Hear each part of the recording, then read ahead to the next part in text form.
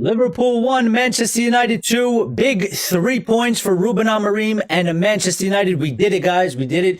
Big win. Proud of the boys. Proud of the team. Maguire. I'm labeling it Magfield. Yeah, we had Wanfield. I'm labeling it Magfield. I mean, it might not sound the same as good, but you know what? They went out there. They did exactly what they needed to do today. They went out. They played to the levels. They did exactly what we asked for. They never stopped. They gave a full 90-minute performance. Yeah, sure, some of the things dipped during the match, but we got over the line. Maguire, scoring the winner. It's kind of poetic that he's done that. My mic sounds bad. Well, don't tell me that.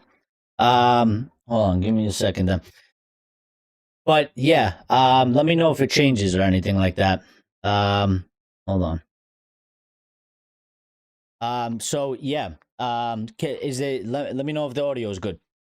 But yeah, big 3 points for Manchester United for Ruben Amorim. We're gonna get into the match. We're gonna break it down. We're gonna get into all of the match in total. We'll talk about player performances, what this means for the team, how massive this is for Manchester United for Ruben Amorim. We said he needed to go out there. All right, it's better. Thank you, Grace. Yeah, I mean, just off of the, my initial feelings. I mean, one, very, very cagey, man. Very, just nerve-wracking because I thought we were going to blow it. I kept saying we needed more than one goal. We needed another goal, yeah? And we ended up getting it after we conceded, and Liverpool tied it up.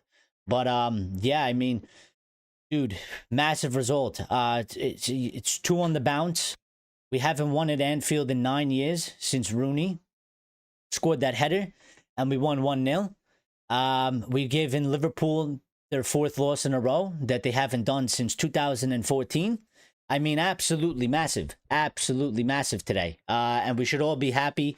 Lyle says Magfield indeed. It doesn't have sort of the same ring as Wanfield, yeah, but you know what? Magfield. I think he deserves it. Listen, let's Ray says I called it yesterday 2-1. I mean, but this is the thing, like I said I feel like we could go out there and do something. If we just showed up, yeah? If we just showed up and we played to the levels, and we did. And listen, that's not to say that we played, scintillating for 90 minutes and we totally dominated them, but we did the job that we had to do. Our players never gave up. I mean, Mbeumo was fantastic today. Diallo was really good. Cunha was really good as well in terms of, you see the attitude, you see the mentality. He has brute strength, man. That the job that he was doing, he might have not looked so good in the attacking sense in terms of being threatening like he was going to score a goal, but the other part of the job that he did on the pitch was so important. And you can see how the character, the attitude of having a player like that, the fieriness that he has in him, and Mbeumo has it as well. These guys, they do make the difference. They do give the team a different feeling. I thought Lemons did well today as well. And, I think I felt like it would have been nice if he got a clean sheet. We can't get everything we want. The box is in here, says United. Everybody is happy today. Listen, I don't care what anybody says. Today is a day we celebrate. Today is a day we enjoy. I don't give a shit about anything else. And there's nothing, we can critique our players' performances and, stuff like that. That's fine. But, if Liverpool fans or Chelsea fans or whoever wants to come and try and criticize our team and say we haven't won the league for whatever, tell them to go do one today. Because today is a massive result. Massive result, man. And, who knows? Who just knows, man? Who just knows what this can do?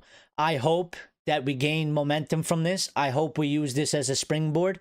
I think many United fans are probably out there, a bit cautious to start kind of say that, to to start thinking this could be a springboard, because we know our team has done this thing before where they show up for these types of games. We've talked about how we tend to show up for these types of games. We tend to perform well in these types of games, and it's really the other matches that are the problem. And now we're all obviously, we're gonna take it in today. We're gonna enjoy it, eat some good food, have fun, listen to some music, enjoy the day and stuff like that, and enjoy the rest of the week till we go and play the next match. Yeah, but Grace says we're winning the league. I told you all. Grace says Maguire new 3-year contract incoming. And Lyle said, I had a feeling we were going to win today. My gut was right. And I kind of felt like that yesterday too. I don't know. Before we hit the international break, I was feeling quite worried, because I was just like, I feel like it's a bit unfortunate for us. I was like, we won a game. Liverpool lost 3 on the bounce. And I was like, this gives them time to reset. And I was like, for us, it could kind of kill our momentum, because we're going to go away for 2 weeks. We might forget that feeling of the win from Sunderland. But that didn't happen. And I'm glad it didn't happen. And I'm glad that I was wrong, because Liverpool, I'm going to tell you, listen, maybe we were a bit lucky today in terms of Gakpo hitting the post a couple times. But I mean, I don't think that we're lucky in the sense of that Salah was quite shit and Isaac was quite shit. I don't accept that as luck. They're not firing for Liverpool. They're not. Van Dijk was quite shit as well, and I don't take that as luck. That's football, and they're not in form. And we came there and we played the game that we needed to play. We executed the game plan. And just to say as well, listen, when I saw the starting lineup, I swear these weren't my exact words. I looked at the lineup and I said, he's fucking crazy. And I'm talking about Ruben Amorim, yeah? Because I see Maguire back there. I don't see Lenny. I'm like, I'm having a panic attack. And then I see Sesko's not in the game and Mount's there. And I'm like, I'm just praying that whatever he chose to do pans out. Because I was like, if he does this adjustment and it doesn't go well for him, I was like, he's going to get slaughtered, yeah, for these changes. But, I mean, listen, man, he got it right. He got it right, and he deserves his praise and his credit today. And I'm happy for the man. I'm happy for the man, because this is huge for him, yeah? This is huge for him. It gives him some extra credit in the bank. It gives him some much-needed cushion, and he needs it. And we need it, and the team needs it, and we said how this was massive for everybody. The club, the entire club, us, the fans, the players, all of Manchester United, Ruben Amorim.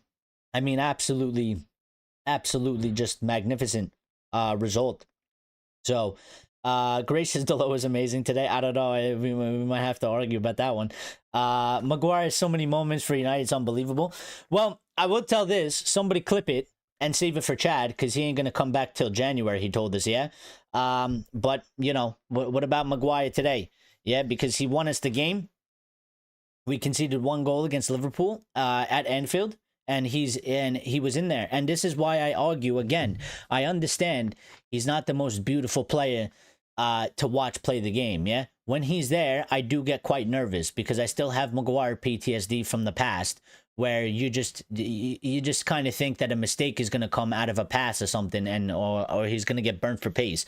And it can happen every once in a while, but I mean, where he's gone from where he was to where he is now, it's totally different. And huge respect to the guy for coming back and being professional about it. And this is why I do argue that I don't have a problem with the guy getting a contract extension. I think he is a good guy to have around the team. It doesn't mean he needs to be starting every match, but I do think that he is a player that has a strong attitude and mentality, and he is sort of a leader. And he became even more of a leader when the captain armband got taken off of him. And I think that's an important dynamic to have in the squad, and I think we should keep it. Reduced wages, and be a part-time player that we can use when we need to use you. He's always up for it. I mean, he almost scored the winner the last time we played Liverpool in the last minute of the game, and this time he did get it. And Ray says, Box is here as well. Shout out, Box. Ray says, we was a little bit lucky, but we take it. Beat Liverpool, always good. I mean, yeah, I mean, listen, that's football. Sometimes you win by the fine margins, and sometimes you lose. Like, we were a bit fortunate that they hit the post a few times, but that's football at the end of the day. I don't really want to chalk it down too much to luck, because, you know, there's been many a games that I said that I felt like, you know, we've created a lot of chances. We created a lot of chances today again. Now we did more so in the first half than the second half, but I've been saying we've been out here creating chances in this team, in this Ruben Amorim team. We have been creating chances. We have been you know, getting the ball in dangerous areas. We need to convert. And in the first half, you know, Bruno should be scoring that chance, or at least putting it on target. He put it wide. That has to be on target at the very least. He hit the outside of the post. It was a bit unlucky there, you know. This is football. Like, you could say, well, Bruno should be putting that on target, and you would argue that that's a goal. And you could say the same for maybe one or two of Gakpo's chances. So that's just how football goes. But I mean, we had 5 big chances today. We had a total of 12 shots. Lemons had 5 saves, and you know, we had 4 shots on target. Liverpool had 6. And Liverpool hit the woodwork 3, and we hit the woodwork once. But we were a lot more sort of dialed in terms of that. Like, we had 12 shots, and 5 of them were off target, and Liverpool had 19 shots, and 11 of them were on target. We were more on top of the game today. So, where is Axe? Where is his positivity? I don't know, but maybe he'll join us in a little bit. I did start the show just a little bit later. You know what I mean? Lyle says, oh, and Tottenham lost today. What a splendid day they did. And listen, massive result, because now where we are, you know, we only moved up a spot, really, but we're 2 points off of 3rd place. Yeah. And this is why I was saying we're kind of on the fence. We're kind of in the middle where we were prior to this match. We have been sitting, you know, sort of in the middle of the table, and we could have gone either way. This is massive for us. You know, the position in the table hasn't really changed, but the goal for Ruben is to keep that gap as tight as possible so we can be competitive for the season. And with this win today, big 3 points, and a lot of people, you know, we were the underdogs. A lot of people, you know, it was heavily favored Liverpool. And I think what's happening is people are still using that 7, was it 7-0 or 7-1 win that they gave, that they beat us. I think people are still using that as a measurement, and so they, you know, listen, that was a one-off thing. That was a blip. That will never happen again. Yeah, that was just total capitulation, but that sort of thing will never happen again. And I think there's a lot of people out there that, because we are still kind of not good enough, and we are sort of very inconsistent, that people kind of expect that we do get absolutely battered. And I just don't think that that's the case. I think the last 3 times that we went to Liverpool, you know, the matches have been fairly tight, and they've been fairly close. You know, it was nothing like that 7-1. So I think people kind of still think that they expect us to absolutely batter us like they did that one time. And I just think that you know, that one specific game, while they're gonna hold it over us for the rest of everybody's life, it was a blip. It'll never happen again. Something like that will never happen again. You know, and Lyle says, Liverpool were there for the taking, and we took our shot. What was also good, we didn't drop heads after the equalizer. We didn't, and that's a good point, Lyle. You know, we stayed in the game. And I said this, we needed a full 90-minute performance. We needed the players to go out there. And by the way, just like, you know, I sort of have a sense of like a feeling of relief. Yeah, because you just know that the players haven't given up on this manager, which is good. You don't want the players to down tools. You don't want the players to call it quits on Ruben. And, you know, they might have some reservations about the system, but they're still going out there. They're fighting for the club, for the badge, and for the manager.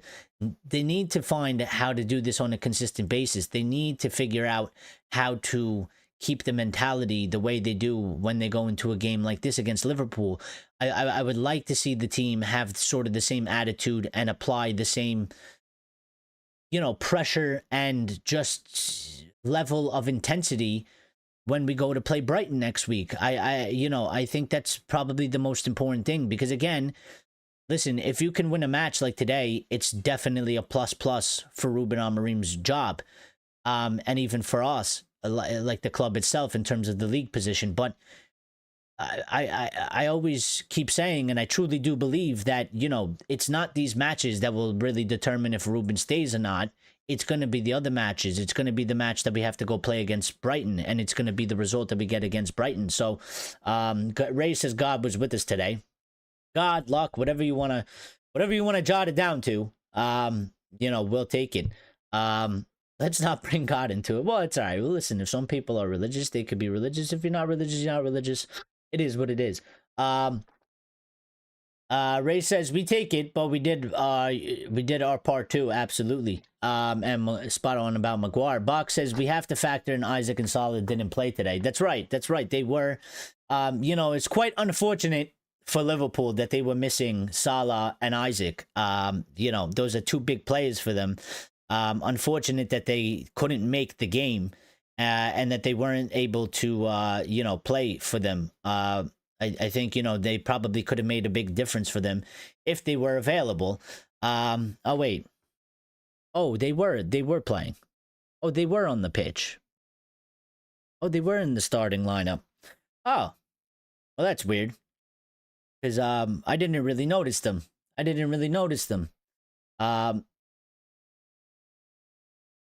What did Ray say? We need to replace Dorgu. I don't think we need to replace Dorgu. I think it's too early for Dorgu. Again, the way I look at Dorgu, he is a work in progress. He needs work, but he is a young guy. And I think the age that he's at, listen, that change, and we'll talk about it, yeah? That change, I think, was sort of a bad change, but we were a bit forced into it, yeah? Because I think in normal circumstances, at that point, I would have said, there's no way you take off Amad Diallo. Amad Diallo, again, and I've been saying that he can play this position. I think he's our best wingback. He plays like our best wingback, and I think he is our best wingback at the football club at the moment. Listen, he was having a bit of a hard time defensively, but he's not. His first thing is not defensive. He still does quite well tracking, and being involved in the defensive aspect, but that's not his number one area. But I still think, out of all the people that played wingback today, I still think he had the best performance on the pitch. It's unfortunate that he had a yellow card, and the smart move is to take him off, because Liverpool are coming with the attack, and you have to take him off. You can't risk getting a red in that. That's why I applaud Amorim. He got it right. He learned from last time, took Casemiro off immediately, and said, you know what, we're not even going to take the risk with Diallo either, because again, Diallo's first thing is not defense. So, he might make a silly lunge or something trying to defend, and that's just not his first thing. So, just take away the possibility of anybody getting a second yellow and getting a red card, which is what he did. And then shifting Delo to the right and bringing Dorgu on to the left. I would have, in normal circumstances, I would have kept Diallo on the right, taken Delo off and put in Dorgu. But we seen how Dorgu came on. We saw how he played. I think Dorgu, listen, it was a bit worrying, yeah? I mean, he was kind of getting skinned alive, and actually, I was saying bring on Dorgu for Delo, because you would think, well, I don't think Delo was doing that well today, and you would hope that Dorgu can kind of raise the levels, but in fact, I think Dorgu did worse than Delo. So, and it was a bit scary. Yeah, it was a bit scary on that side. I mean, they started targeting that side heavily, and rightfully so, because they were getting chances out of there. They were getting looks out of there, so it makes sense. But listen, about Dorgu, I'm not giving up on the kid. I think it's far too early. He's about to be here for about a year. since we bought him in January. I think he's a young guy, and I think we need to do what Manchester United does, which is, or is supposed to do, which is grow a player. Yeah, he's 20, 21. I think by 23, 24, you can make him into a very, very, very good left back, but we need to develop him, and he needs to develop as well. I don't think we need to be talking about, you know, he's not, he can't stay here yet. I don't think it's long enough. He needs more time. We need to work with him. Um, oh, I didn't even talk about the Embuemo goal, by the way. So thank you, Lyle, for that as well. Embuemo and Maguire scored at Anfield before Wirtz and Isaac. Well, that's even funnier as well. We're breaking all sorts of records today, aren't we? And all sorts of stuff. But let me just talk about him. I talked a little bit about Embuemo, but I mean, the Embuemo goal, I mean, I said the one thing that I did say before we played the match is I didn't really want United to score too early. Now, they didn't listen to me. They scored 63 seconds into the match. Yeah. So, I mean, I was happy we scored. And I was a bit worried, though, because I was like, I hope we don't go into this total defense type of thing now that we've gotten the goal and we just totally pack it in. But we didn't. I mean, the first half, we didn't. The second half, listen, it's a different game. You know that they're going to push forward. You know they're going to come and put more pressure. You kind of got to manage it. It's a little bit different. But in the first half, we got the goal. We did our job, staying compact and being hard to break down, but we still created a good amount of chances in the first half. So I was happy about that. I was happy that the players had the mentality to not totally just shut down and be totally afraid that they're going to concede and give up the goal. And that's what they need to do. That's what they need to do, especially if they score the goal early. But this is another thing that I was talking about. When we put the ball into the back of the net, when we are clinical, first chance, boom. We won the match because we were clinical in the aspect of when we needed to be clinical. We were more clinical than Liverpool. These goals, we create the chances. If we can put the ball into the back of the net, we will be okay. We won't be, the best team in the world, but we will be okay. We will make it through this season. We will have a decently good season. Ruben Amorim will keep his job. We are creating the chances. The chances are there. If we put the ball into the back of the net, it totally changes the dynamic of the game, especially if we're taking our chances, which first opportunity we did, I mean, we took it. And I think that, scoring that goal early and going up 1-0 early in a game like that, when Liverpool have been struggling and they've lost 3 games in a row and they're down a little bit, it totally played into our favor. So we need to do things like that a little bit more. If we can put ourselves in better and stronger positions in the matches in terms of taking our chances and scoring goals, we have a very good shot at winning matches and winning the points. A lot of the times where we're losing the matches is we miss a couple chances. We miss 2 or 3 chances. The other team scores, and now, the dynamic of the game totally changes. So, Dorgo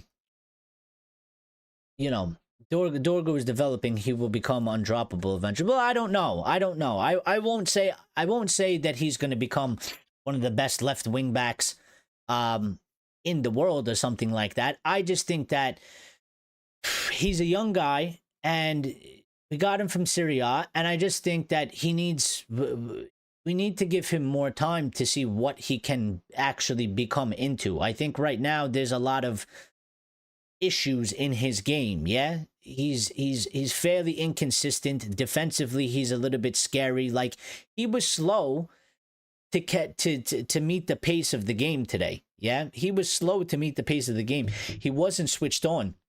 He was getting exposed.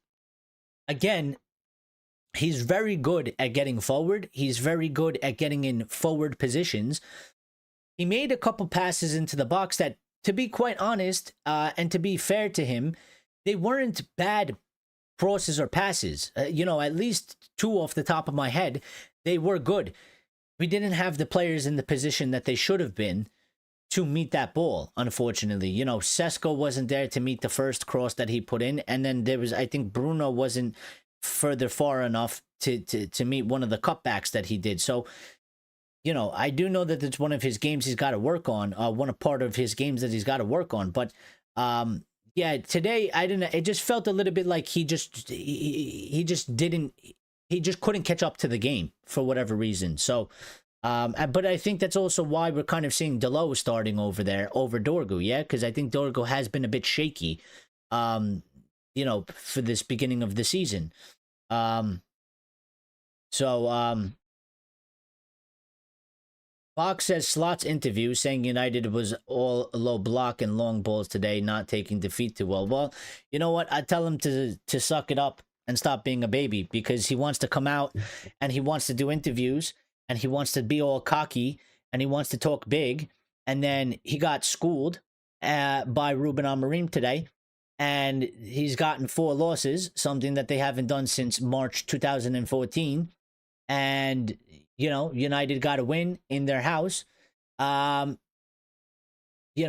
it on the chin like a man. We were the better team. We did better today. We deserved the 3 points. And your game plan and your team wasn't good enough. And that's why you lost the match, Mr. Arnie Slot. And now, you know what? I hope we're beginning to see the real Liverpool Arnie Slot, because I think last year I think it was still Klopp.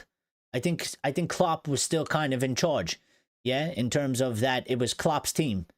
Now it's becoming more of an Arnie Slot team. Let's see what happens out of that. Let's see how well an Arnie Slot Liverpool team actually comes once we start making more of the changes and it starts becoming more of his team, yeah. And we'll see where he is.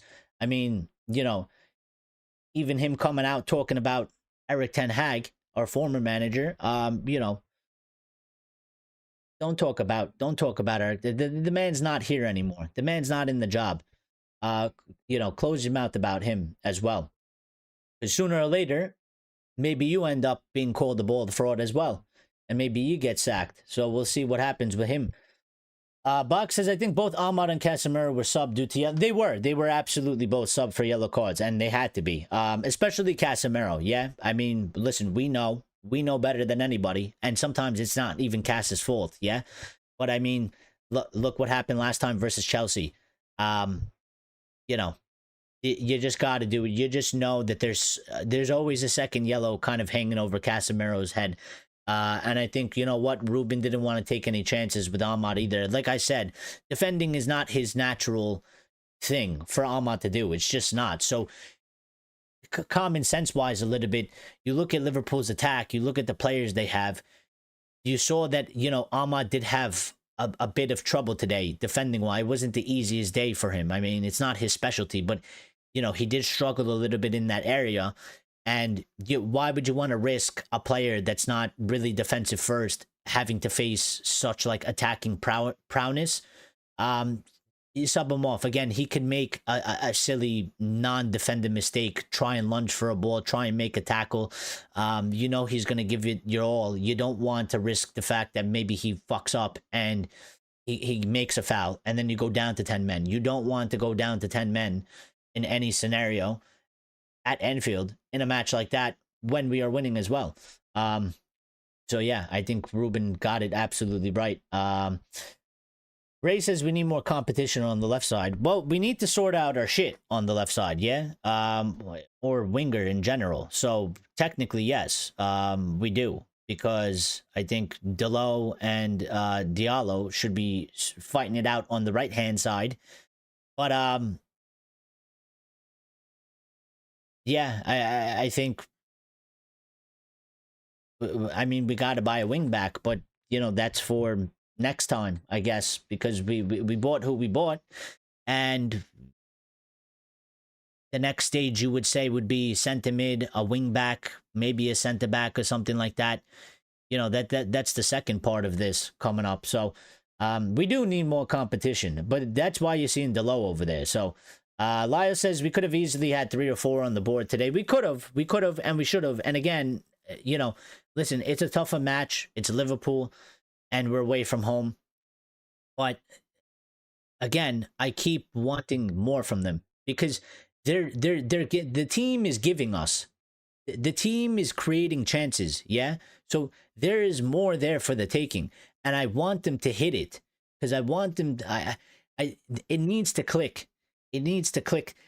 That feeling of hitting 3-4 goals in a match, and if they can hit that feeling and they can sort of catch it and put it in a bottle and use that for every match going forward, I truly do believe that we will be okay through this season. I think Ruben will keep his job. I think we will be in a decently good position in the table, and I think we can actually have a decently competitive season if we can just convert a couple more chances and we can do it on a consistent basis. We're still going to have issues in the midfield. We're still might be conceding 1 goal or 2 goals here and there, but you know what? I like the look of Lemons.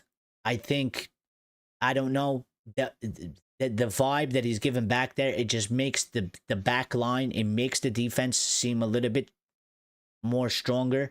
It makes the defense seem a little bit more, you don't feel as worried. You don't feel as worried. You don't feel like there's just a bit more confidence back there. I mean, I think even the dynamic between the players, I think even the dynamic between the back line, the players themselves, and the goalkeeper, I think that there is a feeling between themselves of more confidence back there.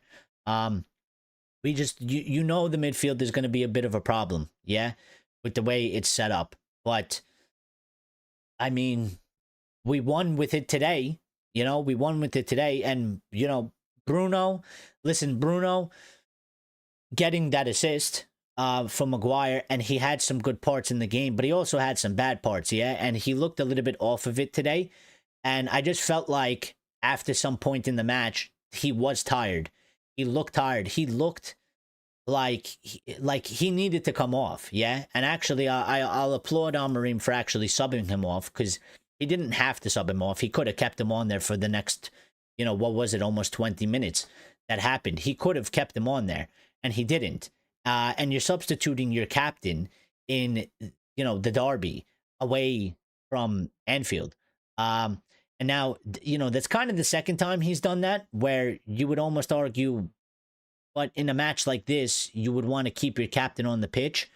But it was the right move because he had to. I mean, there was a few times Bruno just, that little lapse in concentration, which you don't see him do a lot in the way that he was doing it. Like the ball coming to him, not really under pressure, goes to take a first touch, the ball rolls away from him. And that happened like 3 times. And he gave the ball away in a bad area. And, you can't do that. But you don't see him do that too often. So you just knew that he seemed a bit fatigued. Yeah. To me, those are lapses in concentration. And that's from mental fatigue, because I think he's been playing way too much football. My thing that I would say is not only in this match, Ruben, but in the other matches as well. If we're not winning, if he's still playing bad, you have to sub him off. He has to come off. It's, at a certain point today, when you look at what's happening, you have to take him off, because he wasn't really on it at all times. So, Liverpool were lucky not to lose most of their first Premier League games, to be honest. They've been poor for a while. Well, Carragher is a loser, says Ray. The Bournemouth game. Well, listen, I mean, this is what happens. Ray says, I am happy for the first time that Amorim changed Bruno. I think that he did it before, though. He did do it before in one of the other matches. I think it was the Chelsea match, I believe. He subbed him off as well, yeah? But he has to, and it's good that he's being a little bit more fair. I think people would still make an argument that they would like to see, oh, by the way, we're at 3,210 subscribers. But I think a lot of people would still argue that maybe he should have subbed him off, earlier than at the time that he subbed him off. But I think if we're dealing with Ruben, and we want change, I think maybe we'll be happy with sort of the baby steps right now. I mean, it's gone from Bruno not getting subbed off at all, to slightly right now, maybe at least the last 10-15 minutes of the match. And it hasn't happened every game, but it happening in 2 or 3 games so far in the season is like 100% more than it's happened probably in the previous seasons. Yeah. So I again, I think Ruben needs that. He needs to do that because I think it's the correct dynamic. I like Bruno Fernandes still, and I still think he's one of our top players, and he's definitely impactful. I mean, but just when it is the time that he's just not on his game, and I kind of think back to Fergie, because Fergie used to do it, and it didn't really matter who it was. If it's not your game, it's not your game, man. And you just got to accept it for that day. You take him out and you put somebody else in, mainly probably Kobe.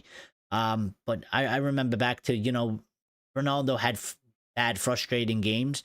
He wasn't unbeatable in every single game we played. He was very good in a large majority of them, but not every single game. And even he would come off and he'd be fucking pissed about it. But it's, when it's not your day, it's not your day. So, Fox says, I think he subbed off Bruno's a few times. He did. He did. I think so far all I can remember is the Chelsea match. I think there was probably another match that maybe I think he did it. Ray says, but Bruno can't give you 90 minutes more in the... I think he can, but I think... Well, maybe he can't. I mean, he's getting a bit old, yeah? But I don't know. I think he can, but I just think the problem is that he plays a lot of football, yeah? When he goes to Portugal, he plays a lot. He plays every match. He starts all the matches. When he plays for us, he's usually playing 90 minutes. And I think you need to kind of... He is getting older. Like, you kind of got to look after him a little bit. Keep him a bit more fresh. I don't care if he says that he can play 90 minutes every game for every season, always for the entirety of his career. There is a problem when you overuse yourself. It might not be physical, but it's mentally. You get mentally fatigued as well. And that's kind of what I was seeing from him at the last 20, around the 70th minute mark. He looked a bit mentally fatigued, where there was lapses in concentration. So we got to manage him as well. Bruno and Casemiro played well in that midfield today, and Ugarte was good off the bench. They did. They played good. Casemiro had a very good game. You see the professionalism and the experience, and that's why he's in there, and that's why he's getting picked. And Ugarte came on, and he did good as well. And again, I mean, he is... You will never see Ugarte... Unless it's a tactical thing. You will never see Ugarte coming on for Bruno or something like that. Because he is a defensive mid. He just plays Casemiro's position. So, it just is what it is. Ray says players today made us proud. They did. I mean, because they went out there and they did what we said they needed to do. They went out there. They gave us a full match. They didn't drop their heads. They didn't play too scared. They played pretty confident, yeah, especially for being away. And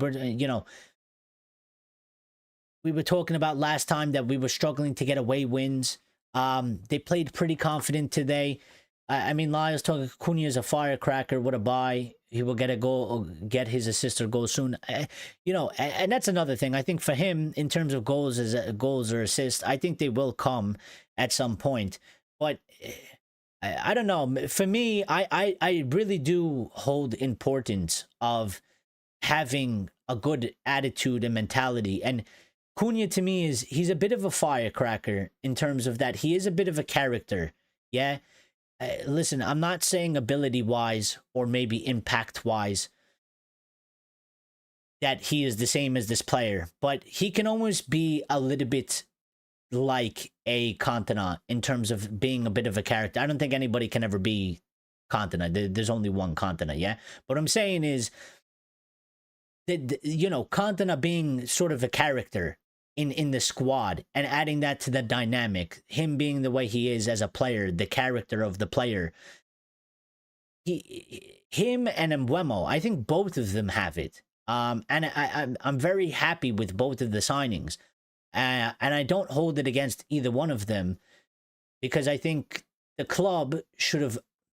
I think the correct was to buy both of them. I think where the club made the mistake was that they should have gotten a midfielder. And I don't agree with that. If you're buying the two, then you can't buy a midfielder. I think it was always that, I would say, go and buy the two in Cunha and Embuemo, and then also get the midfielder.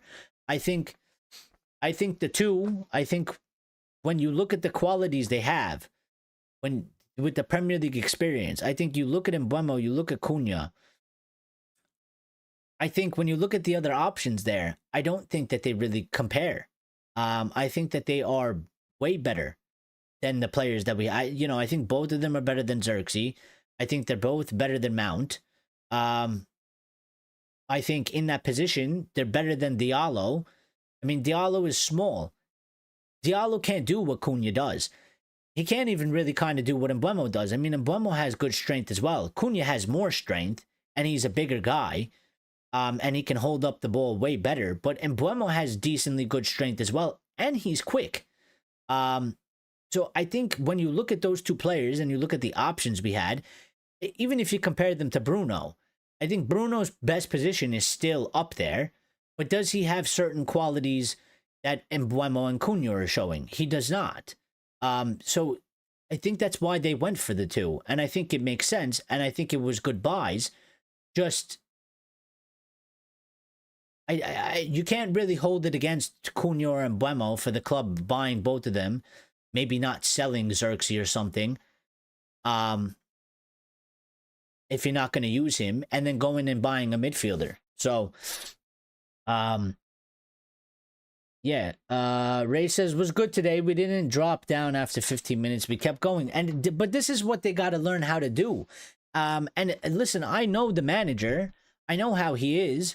I wouldn't be surprised. I didn't even see any of the post-match press conference. I wouldn't be surprised if he's probably saying the same thing, because he said the same thing.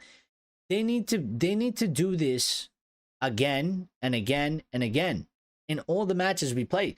They got to. It doesn't mean we're gonna win every match, but to go out there with the same level of intensity and attitude and mentality, and pretty much give everything you got on the pitch for 90 minutes, week in, week out. They need to learn how to do that on a consistent basis. And Ruben, that's what he's asking for. That's what he wants. That's what he's trying to get out of them. So really, to me, it's really up on the players to get that. Again, these aren't babies. They're professional players. There is an onus on them to step up to the plate and bring the consistency levels. They need to be mentally switched on going into these matches. They need to be a unified group. The leadership group that we have in the team, they need to be making sure that their teammates are staying locked in, staying focused when they go to these matches, and raising and bringing the levels that they're supposed to be at. We need that. That's one of the things. I mean, listen, if we can find out how to be like this on a consistent basis, where we bring the levels, where we bring the intensity, where we bring the energy, where we leave everything on the pitch, and we can convert some of the chances, convert more of the chances that we're doing, we will make. I think if we could do those two things, I think we can make top four. But we have to find the answers to that. We need to figure out how to pretty much unlock that and bring it on a consistent basis. If we can do that, I think with this team, you can finish top four if they can figure out how to do that. But I don't know if they're going to be able to do it, because this is what happens. Yeah. So, let me go to Ruben. Let me go to the post-match press conference. Let me get some of the quotes, because I think it's important to hear from the manager today, and his thoughts about the game after. And I would like to know what Ruben Amorim is saying and what he thinks. So let me just pull this up real quick. Please make sure you smash the like button. If you didn't hit the like button, please make sure you hit the like button, because it is important. So get that done. Smash the like button for 3 points. Smash the like button for United being Liverpool in 9 years at Anfield. Smash the like button for handing Liverpool their 4th loss consecutively in a row, and for the season as well. while I pull this up. So let me get these quotes. Ruben Amorim, he's had quite a bit to say. Bruno Fernandes has had some things to say as well. I mean, he is the captain after all. Harry Maguire was asked and talked as well. So let's do all the quotes. Yeah, let's do all the quotes. So Harry Maguire, you know, he said it means everything. They had the better of us over the last few years, and it's not been good for our club. We have not given our fans enough days like today. So it has been a long time coming to this ground and picking up 3 points. He also said it's not just 3 points to the club and to the boys. I've been coming to this ground for 7 years now, and to not get 3 points have been tough. It's for the fans. I hope they had a great night tonight. Well, thank you, Mr. Maguire. We appreciate it. And this is all we ask for. Yeah. I mean, I don't know. This is all I ask for. And I think most people probably ask for. We don't care what you look like, what your name is, or where you're from. We just want you to go out there and do a job for our club. And you know, you get paid this money. Go out there and perform. And there's nothing that you can say about Maguire. Like, unless you have an agenda and you personally hate the guy, there's nothing that you can say, because he's been going out there. There's always a mistake in every play, but he's been going out there and he's rectified himself. Yeah. And on a day like today, I was worried that he'd get exposed. He didn't. He had good cover. The 3-back works for him quite well, and he got a winner, and he won us the match. And it is poetic, because from a guy, listen, the rival fans, they still banter him. Yeah, they still make fun of him. They still consider him very shit. Now, I don't expect him to really know, because I don't expect him to be watching United week in, week out, but that's just the stigma. They still think he's the same Maguire from 5, 6, 7 years ago when he first came.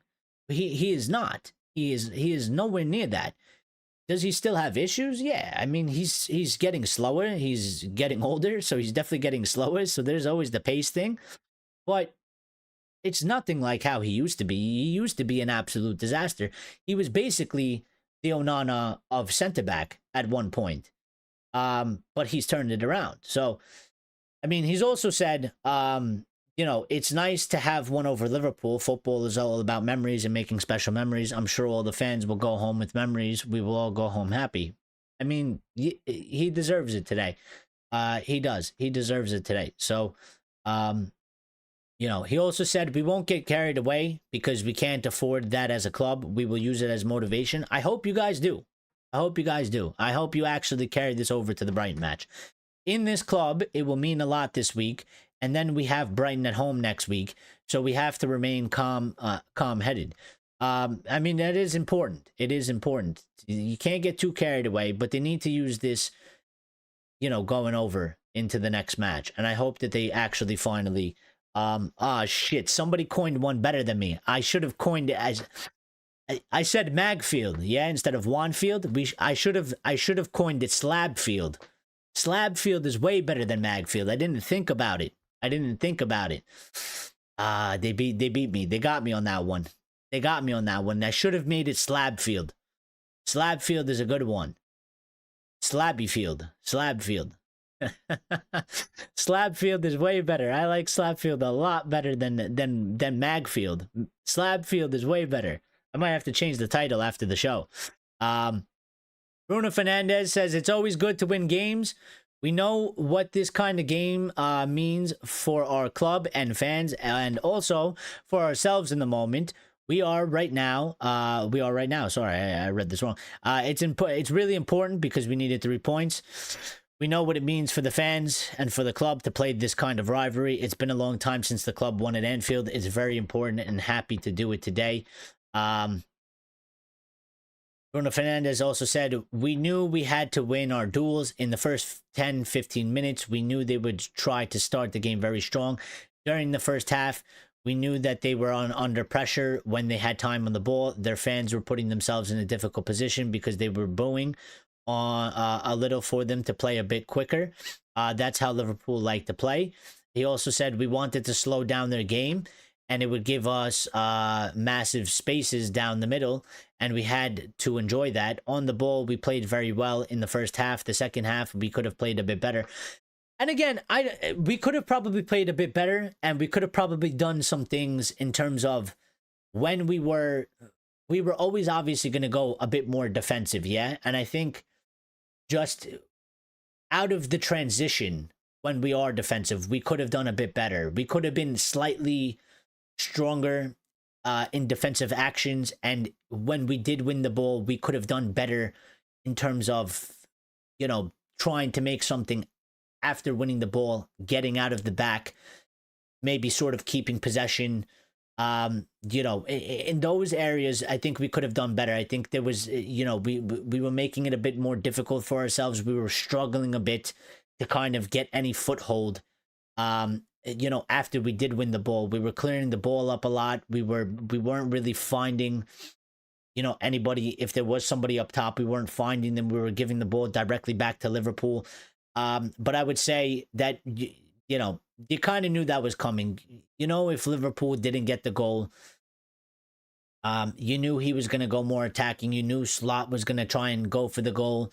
And you knew that we were going to have to take a more defensive precaution. So I don't think it was terrible, because I think that's the way the game was always going. But there was some things in terms of, you know, we did the defensive part pretty well. We just needed to help us a little bit more. We just needed to give ourselves a little bit more options when we won the ball, and be a little bit more calm-headed and not just boot it up every single time. And we need to kind of do better to find somebody so we can actually, you know, get the ball back in our position. Bruno says, our shape always gives issues to teams. It's ungrateful to talk about the shape when we lose the games. It's ungrateful to talk about the shape when we win the games. We always believe in the system, either when we win or lose the game. It's about doing the right things in the right moments. We had to suffer during in the game, but we had to believe in what we prepared for the game would give us the win here. And again, I think I agree with that statement from the captain in saying that, you know, it's about doing the right things in the right moments. Like, and this is why I say, you know, really, it's not, when you look at a lot of things during the match, it's not the system per se. Like, it is the players. You are in the moment. The ball is in your feet. You have a decision to make, and you have it's in your feet. Yeah, it's your execution. It's your decision. It's your reading of the game on the pitch. Like, a lot of it is down to that. A lot of it is, if you can't make a fucking 5-yard pass, am I blaming Ruben Amorim, the manager, for his tactics or the formation for that? No. I mean, you know, if you're in the middle of the box and you're missing a fucking sitter, it has nothing to do with the formation, has nothing to do with the tactics. A lot of it, when we watch our games, for me, when I see it, it really comes down to the players. It's about the players need to be confident, and the players need to execute properly. So again, he also said it's not going to mean anything if we don't win the game. We need to do it every week. We do. We know the demand on this club is very high. Everyone was weird. Everyone was weird about back-to-back wins, but we have to focus on the next game. It was good to win, to be closer in the table to where we want to be. He also said on his assist, he said, we know in these kinds of situations, you have to hit it as best as you can. I didn't control it to go straight to Harry, but I wanted to go back to them. Luckily, Harry was there to finish it up. So Bruno being a little bit honest, saying that, you know, it wasn't 100. He didn't 100% mean to hit it to Harry like that. He just kind of hit it back there. With a little bit of luck, I guess Harry was in a good position. You know, listen, they talked a lot. You know, the media, if you don't want to be so anti-United and anti-biased, I mean, you talked a lot about the team selection of Manchester United. You know, talk about Arne Slot not playing Mo Salah. You know, why don't you do that? You know, he didn't play Mo Salah today. I don't know if he's still on international with Egypt. I don't know what happened, but I'm ready for the Ruben quotes, yeah, because you just know he's gonna give you something interesting. So, Ruben Amorim, he said it doesn't mean a lot. it means it today, but tomorrow it is not going to mean a lot. It's 3 points, but it's a good victory. I, I expect nothing like that. I expect nothing else than that. By the way, Get Delo is trending on Twitter, so we'll figure out what that is. But Grace, I don't know if that's going to be a good one for you, but the word Get Delo is literally trending on Twitter, so I'm going to open that up in a second to see what that actually is. But Ruben Amorim continued on saying, Ruben said, I will do the same thing I did in the last few games, which is to try to see the game. In key points, we had some luck, but we fought for every ball. We lost our composure in the second half a bit. But you know what? Again, for a team that kind of has been struggling with this sort of thing, to all of a sudden do it 90-minute composure against Liverpool, at Anfield when we haven't won there in 9 years, I don't think you would expect us to not lose our composure at some point. But we didn't. It wasn't a total collapse of composure. Yeah. So Ruben went on to say, but the most important thing was the spirit was there. That is the beginning of everything. Sometimes you play more with the ball, other days you play without the ball, but if you have the spirit, you can win any game. And again, I agree with the manager. I agree with the manager. I think that's something the team is lacking consistency on. I think if we bring that in every match and we can convert a couple more chances, I think this team is totally going to be okay. But really, we need to figure out if we're going to be able to do that or not, and if he can kind of solve and figure out an answer to that. Ruben went on to say, of course, we need moments to score first, saves from our keeper, one shot on the post to start believing that we can win any game, but you can feel it. Any transition, some moments with the ball, they started believing it was possible. And that's part of it as well. They need to have the belief, yeah? They always need to have the belief. Belief is everything. So, Arnie Slot saying, Manchester United have a lot of quality players. They strengthened again this summer, and when they come here, sitting deep and playing plenty of long balls, the last thing you want is to fall behind. I said it went right into our game plan.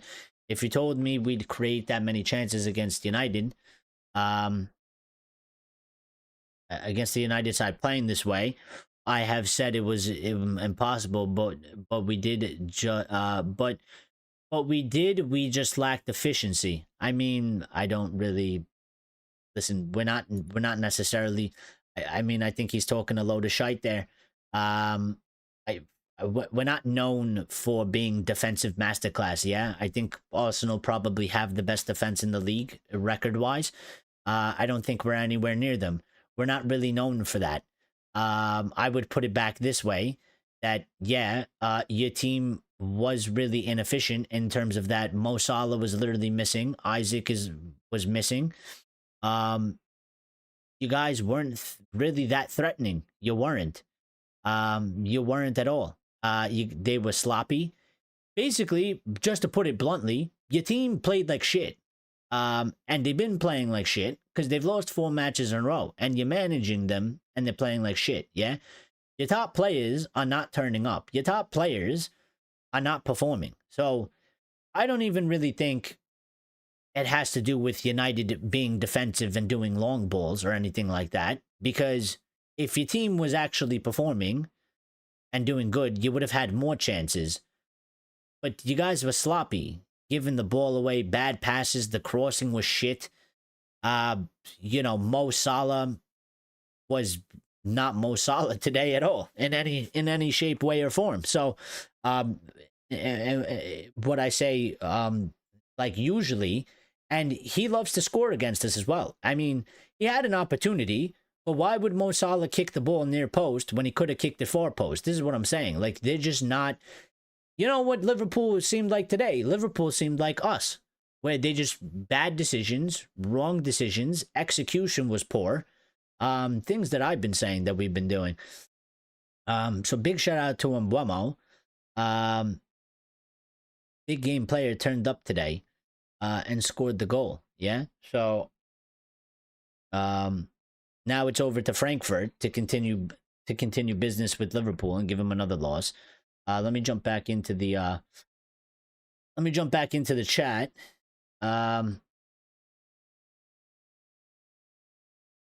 We got to see. Has anybody seen Axelord? No, not today. I don't know. It's not a negative stream. Well, you know what? I mean, if you're going to choose to only show up on negative streams, maybe he's busy. Last time he showed up late, yeah? When we did win against Chelsea. He showed up late. So I don't know. I don't know if I got to, I'll give him the benefit of the doubt. But he's usually always here. So, yeah, I mean, but that doesn't mean anything. Yeah, it doesn't mean anything that he's not here, because when he does come back, it's not like I'm gonna forget anyway. I will bring it up to him and see what he says. You can't really hide unless he just doesn't show up here, or he just doesn't type in the chat and he's watching in the background. There's nothing really could do. Lyle says, true, Eric. We need to continue into the Brighton game. Absolutely. Slabfield is good. I might have to change the headline on that, yeah? After the show is over, and then switch it up. Lyle says, fun fact, Sene Lemons is undefeated in the United shirt. That is true. That is true. He's 2-0 so far. I wish they didn't score that goal so we could say he kept a clean sheet, at Anfield, and 2 in a row. Because we could have started something. But again, I think he had a very good display. And he just gives a different feeling back there right now. He had that one moment I got scared because I thought he almost fucked up, yeah? When he jumped up for the ball like this and it went slightly behind him, and he, I thought he I thought he almost fucked, like, I thought he was going to drop it or something. I thought he misread it and he fucked up, and he was going to fall out. But he didn't. He got it and he secured it. It does kind of give me Courtois vibes, yeah? In terms of that he is like a big dude. He's a big Belgium dude. Strong hands. I think there's probably needs to work a little bit on, coming out for the ball. In terms of sweeping a little bit, I think there was like 1 or 2 balls put into the box sort of towards the end where he didn't kind of come out for it. And I think I would like for him to come out for it and get a good strong like punch to it or something like that. But, those are minor things, and that's in due time. That's in due time with him. So far, I'm very happy with him. And I'm happy with United as well. His kicking is good as well. It is. But this is what I'm saying. And I'm happy with him, and I'm happy with United right now, because this is what I'm talking about. This is the type of shit that we need to be doing. We need to be making signings like this. We need to make more of them. Yeah? We need to make more of them. We need to change the narrative at this football club. We need to be able to get players. And you can kind of tell, like, listen, he's a young guy from the Belgian league. But, the reports, and I'll give it up to them. And I mean, Box was saying this, but even the reports that they were reporting that, like, he seems like a confident guy. He's mature for his age. He is actually like that, yeah? And this is why I keep bringing up in our shows, like, confidence and mentality and attitude, because I think they're very important, especially for us. And I think you have to have, like, when you look at him, he doesn't give you vibes of like a scared little kid. He's not on the pitch, like, he's not panicking. He's not scared, yeah? He's calm. He's calm and cool, and he's collected. And I think Onana's biggest problem is that he's highly erratic, and that he's not calm, cool, and collected. And when you're on the pitch for Manchester United, if you're not calm, cool, and collected, you give off a vibe. And this vibe, like, goes throughout, through the fans, through the club. And it just makes a lot of uneasiness. Whereas he's the opposite. Like, you can really see that he is, if you look at him and the way he kind of presents himself on the pitch, and you look at the way Onana presents himself on the pitch, it's two totally different things. Like, Onana scares the shit out of you. I think Onana scares the shit out of himself, and I think Onana scares the shit out of his teammates. With this kid, you don't get that vibe. And he's inexperienced. Like, Onana was playing in Champions League finals. This kid playing in the Belgium league. He's come to Manchester United, and he has way more confidence, and he is way more like calm and collected than Onana ever was for Manchester United. As soon as Onana stepped into the door, he seemed a bit like I would want to say Barthez, a bit erratic, a bit of some crazy shit always happens. Whereas this guy, he does give me Courtois vibes. Like, he just kind of seems like he's like this big Belgium dude. He's got a big hand, he's got a long reach, and he just kind of seems to fill the goal. He fills the goal. He makes the goal look smaller than it is. So yeah, I'm happy with him. Box is saying get to lower knighthood. I don't know about that. I want to see this get the low trending, yeah? Okay, so get the low is trending, yeah? So I'm just going to read you the comments from, if you type in get the low into Twitter or X, from the top, it gives you all the top comments. So with 2.2 thousand likes posted 3 hours ago, so during the match, top comment, get Delo off the fucking pitch now. Next one, get Delo off, he's gonna cost us. Next one, please get Delo off the pitch. Get Delo off the pitch. Get Delo off of the pitch. Don't even sub him, just play with 10 men. Get Delo off, for fuck's sake. Someone get Delo off of the pitch, he's effing terrible. Get Delo off of the effing pitch, I'm begging you. Get Delo off of the pitch. I feel bad doing this to him. Yeah, I'm not trying to like destroy him. I mean, it was quite clear and evident that, it wasn't good from him today, yeah? But the problem is with this is that he had to stay on the pitch because I think you had to take Ahmad off with the yellow card. But the problem is you get Delo for the pitch because of what Delo was doing, but Dorgu, I think there's an argument to say Dorgu was worse. So Delo wasn't good, but Dorgu, I think, what he did when he came in, and you're talking about people that aren't starting and people that are getting substitute minutes, and talking about if you want to get more minutes or you want to get a starting spot, you have to make an impact in the game. Well, I would say that Dorgu did the opposite, because I think Dorgu had a negative impact, because I think he made things much worse and he was getting exposed on the left-hand side.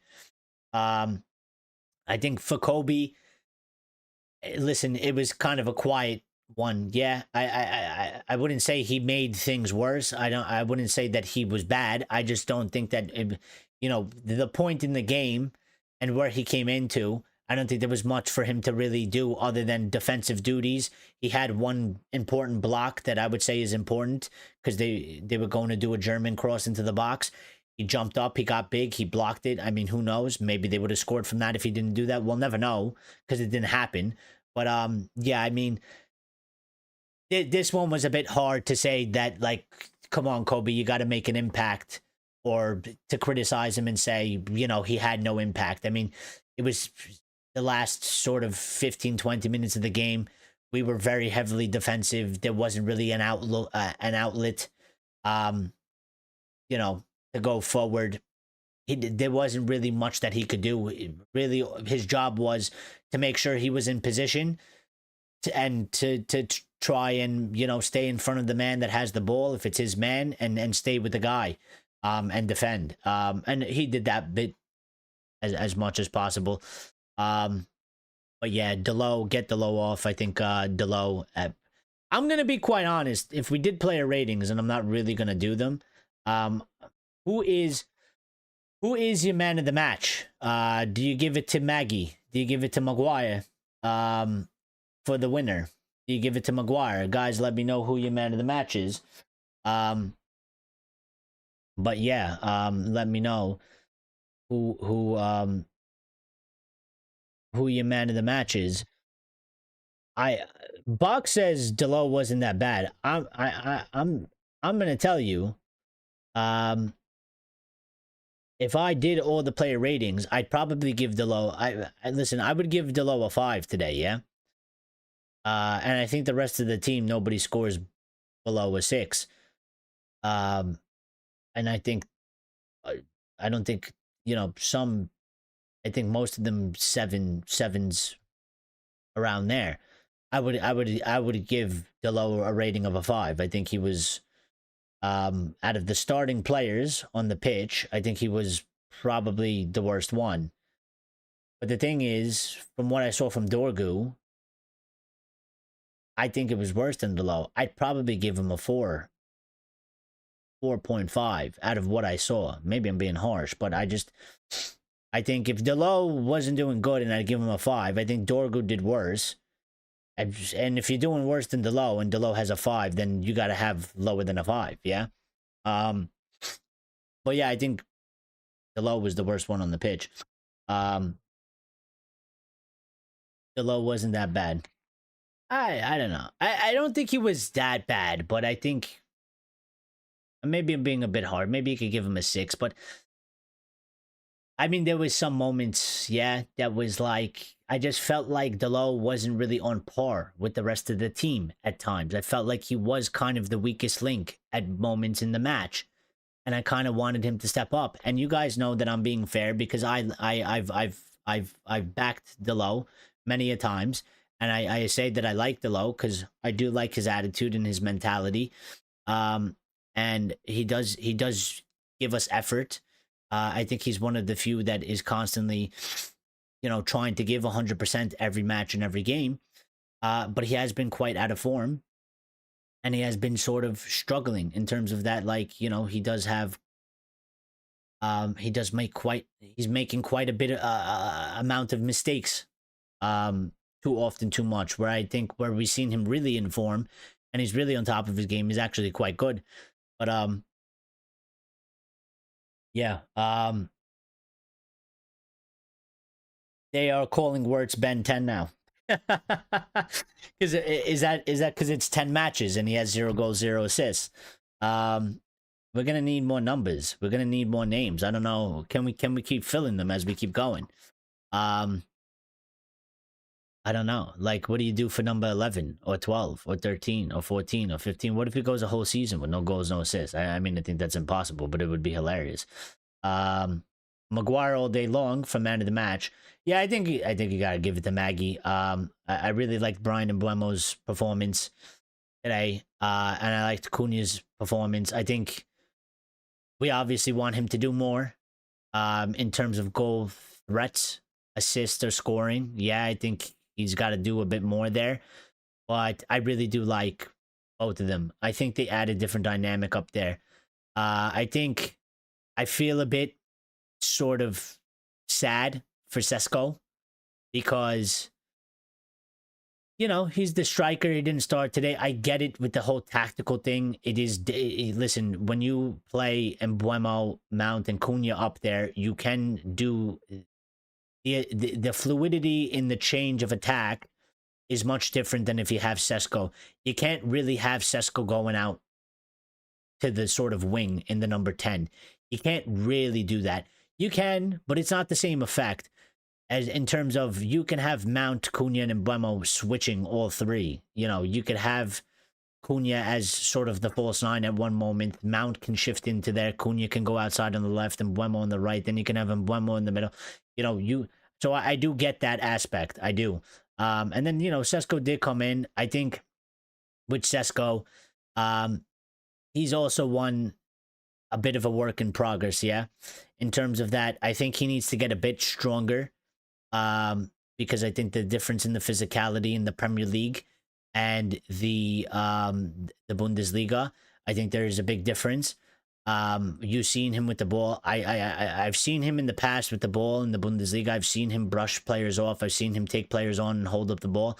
I think he struggles with that a little bit at the moment because the Premier League is a bit stronger, and it's a bit faster. So he's not super fast. He's not super slow either. He has decently good pace, but yeah, I think he just needs to build up a bit more strength, which I think he can definitely do. I don't think that's a problem at all. And probably he just needs to get a little bit more comfortable, which I think would give him a little bit more confidence. And I think he'll be all right. Because there was that one moment, he was offsides, yeah, but he kicked the fucking ball over the net. And I know for a fact, I've seen him many a times when he was playing in the Bundesliga. You know, he shrugs that player off, he kicks that ball into the net, and he scores that goal. So I know it was offsides, but I'm just saying as an example, he got a little bit bullied there. He didn't lose the ball, but he got a little bit bullied there. It threw him a little bit off balance. He didn't get the right technique under it. And that's sort of what I'm looking for there with him there. Axe is here. I told you he'd be here. He came late. Mano and Euro only had 15 minutes, but it was key intense. Period. They played a part. Yeah. I think, listen, there's nothing really. You can't say that it wasn't good for him, or you can't say it was bad for him. You can't say it was good for him. I think they came in. It was an intense period. They did their job, Lenny and Manu. And you know what? You just move on to the next one. I mean, there's plenty of more opportunities that he's going to get. And there's plenty more different games and chances that he'll probably be involved in to judge him off of.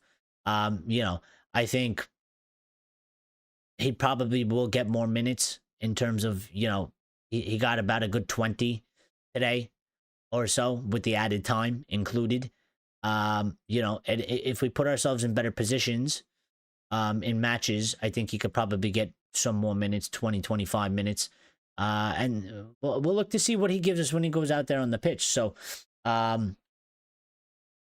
Axe here. Axe and Box says Luckhurst gave Lemons an 8, Delit a 7, Maguire an 8, Shaw an 8, Ahmad a 7, Casemiro a 7, Bruno an 8, Delo an 8, Mount a 6, Cunha 7, Embuemo 8, Ugarte 6, Menu 6, Euro 6, Sesko 6, and Dorgo 5. Yeah, I mean, like, I would sort of agree with him with Lemons and Delit and Maguire. Shaw as well, I think, had a pretty good game today on Ahmad. Casemiro as well. Bruno, I think maybe I would make it a 7 instead of an 8. And even Shaw, maybe I would make it a 7 instead of an 8. I totally disagree with him on Delo.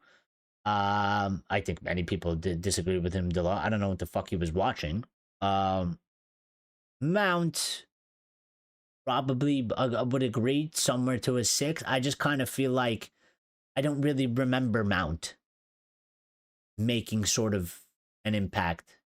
I don't really remember Mount doing a lot of things. Yeah, I remember Cunha quite clearly. I remember Embuemo quite clearly doing things on the ball. I remember Diallo doing things in the attacking half. I don't really remember Mount being involved too much. So I feel like, yeah, you could probably give him a 6, maybe a 6.5. Cunha, I would agree with to a 7 to a degree, and I would agree with Embuemo as an 8. And I think, listen, Ugarte, Meno, Euro, Sesko, typically that's what I do. I mean, I give them about 6s. I mean, they weren't on for long.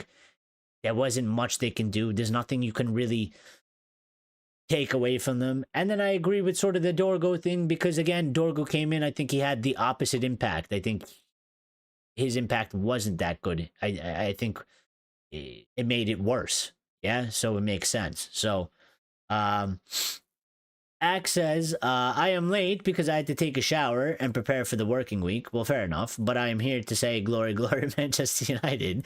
This is who we are, and this is Manchester United. We are glorious. We are united in glory. We are. Well, what do you think now, though? What do you think? What do you think about?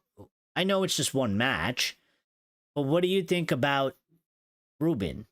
And that, I mean, he was able to go and win this match, and you know, he had a game plan and it worked, and he won against Liverpool, and this is the first time we've beaten Liverpool at Anfield in 9 years. Like, what do you think about that?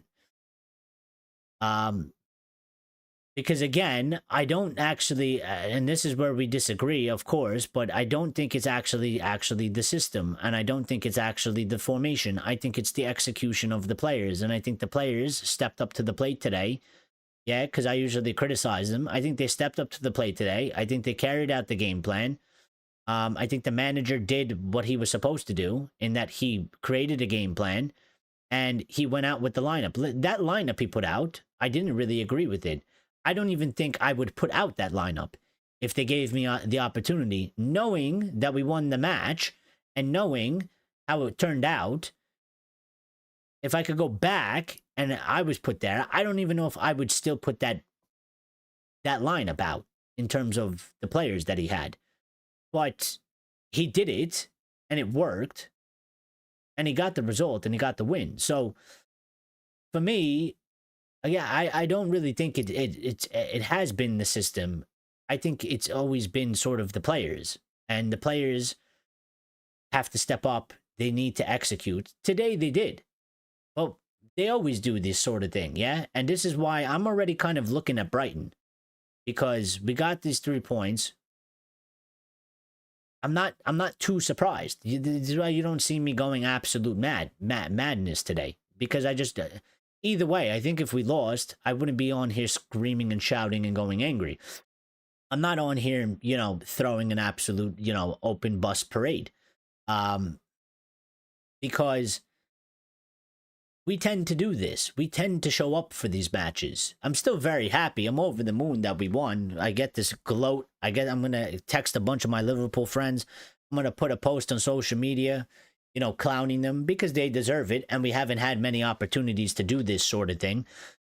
But, I just think that what they need to do, what the players really need to do, if they want to prove to me that they're serious, go and do this against Brighton. Carry it over to the next match. Bring the same intensity.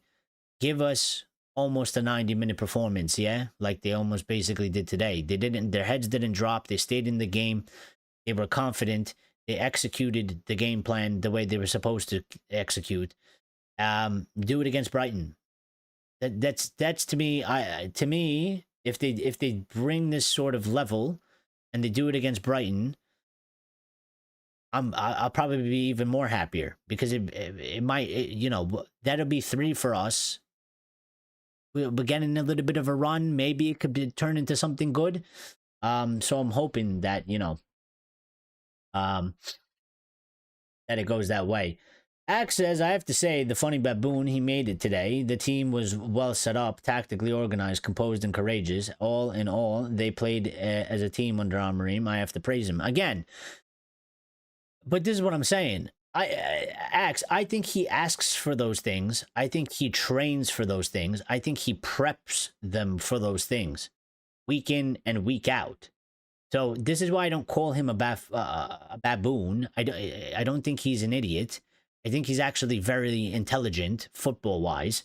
You may disagree that he doesn't have, plan A, B, C, and D, and it's 4 different formations, or, maybe sometimes he's very stubborn.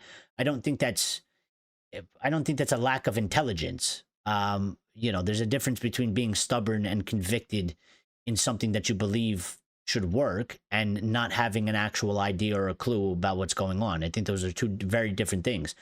But I think he asks and he tries to get the team week in, week out to be tactically organized, to be composed, to be courageous. He asks for these things. He says it in his match. He says it in his interviews. He's been saying it for almost a year now. That's why I keep going back to the players, because they're on the pitch. They gotta at some point, they gotta do it. And today they did it. I mean, Ruben's not holding their hand on the pitch. I don't think Ruben's really done anything different. I don't think Ruben turns up one day and he makes them feel very motivated, and next week he says something and he makes them feel very demotivated. I think it's just the players. They got to step up to the plate, yeah? And they got to bring the levels. So I know what the manager wants. I know what he's asking for. I know what he's trying to get out of his team. And I know that he's working on it to get out of his team. But today, I mean, I criticize the players when it goes bad. And today I give the players props because they stepped up to the plate and they did what they were supposed to do and what's expected of them. And I said that the other day. I said, if they do this, we have a chance to do something. And we did something. You know, we actually did something because they came today and they did their job. Yeah, they did what is expected of them as professional footballers. So, you know, below 5 stars.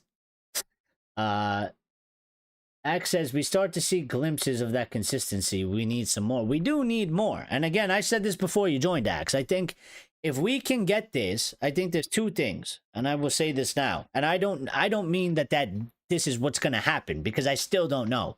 I'm still very unsure of this team. I'm not going to get carried away. I'm not going to, you know, I'm hoping that we can use this as a springboard. I'm hoping that we can carry this over into the next match. I'm still very unsure. I'm still a bit weary because I don't fully trust these players yet. This win against Liverpool, you're not gonna buy back all of the trust that you've lost over so many different opportunities in so many different matches. You're gonna have to build it back little by little, yeah. And today is a good start. It's a good place to start, but you're gonna have to earn a little bit more from me in the next match by going out there and proving it. But I said, I truly believe if we can get, like you're saying, Axe, the consistency we need more of, and we can get them to convert a couple more chances and be a bit more clinical. I think today we started off very clinical. We scored the goal immediately. First chance, first opportunity, goal. Boom. That changed the whole match for us. I think we should have had one or two more in the first half, for sure. I would say, to be a little bit balanced, let's just say we should have had one other goal in the first half. We should have went into halftime at 2. Yeah. If we can figure out how to score the goals consistently, and we bring the consistency in terms of the levels of intensity and stuff like that to the matches, I think we'll be fine. I think Ruben will be fine. I think our season will be fine. I think we'll be okay. We'll be okay. The real answer and the real question is, are they going to let this slip away from them once again? Because we've been here before. We've been here where they have done something like this, and everybody gets their hopes up, and everybody says, maybe this is it. Maybe this is actually the time now where we go on a run, where it kind of is a bit of a springboard, and, you know, this could be the start of something. And so far, they've let us down, yeah? And they have another opportunity here. So my challenge to them is go out and prove that this time is different. Go out there and prove that this time is different. Go out there and go into that Brighton match, get the job done. We are home. We are home next week. Yeah? Go and get the job done. Get another 3 points. Get 3 wins on the bounce. Keep us up there. Keep us close in the you know, with the points. We're 2 points off of third place. 2 points behind Liverpool now. We need to keep the pressure on the rest of the league. We need to take a bit of the pressure off of us. Make us feel more confident in ourselves. Bring the positivity, keep the positivity flowing. I think we'll be okay. But it's just about, I still feel like it's a bit seesaw. It can still go one way or the other on us. It's still too early. But we have another opportunity next week to tip the scale a little bit more into our favor, yeah? So, Luckhurst gave the low a 5. Oh, did he gave the low 5? Yeah. Well, that makes sense. Yeah, I sort of, you know what? As much as he's kind of a dickhead, I think his player ratings were pretty good. Yeah, I don't think, you know, I maybe I'd argue with one or two of them, you know, maybe -1. But overall, I think, you know what? I think it was pretty fair. Axe is now Amorim in. Axe is Amorim in. Let's go. Axe says, I want to see them build on this. However, we defeated Liverpool. Kind of good. Good season. Maybe this guy is the man for us. I don't know. Axe, I do think that, listen, he's not going to get everything right. Um, he is still a young guy and he's learning still, right? And maybe you would like more than that. And maybe, maybe you would argue we need an experienced guy and we don't need a guy that's learning on the job. But I will say that I still do believe in this guy in terms of that. I do think that he is a smart man in football. I think our club has had many of the problems, and football is weird. It changes the narrative. A result can change a lot of things. I mean, for Fergie, I hate to do these comparisons, but it's what we know best. Yeah, for Fergie, winning that FA Cup kind of changed the history for him, yeah, because he was supposedly going to lose his job. We'll never actually know if he was going to lose his job, but that's what they say, yeah. And a few results against a couple teams in a season at pivotal moments, at times, it can change the course. So I think this guy, I think he can sort of like do the job that we need him to do. In terms of that, he knows what we need to do. The problem is, can he get it to translate through the players, through the team, which I think is a big issue because it's been an issue for every manager. And, that's why I keep saying I don't feel like there is a manager. Listen, if it goes bad, it goes bad, and you have to sack the guy at some point. I get that. After a certain amount of a time in the season, I get it. But at the same time, that's why I keep saying I don't think that there is actually a manager out there that's going to solve the issues that has been facing us for about 10 plus years now, that has been gone through 4 or 5 different managers. I would like not to sack this guy. I would like consistency in our team. I would like to try and build something off of this.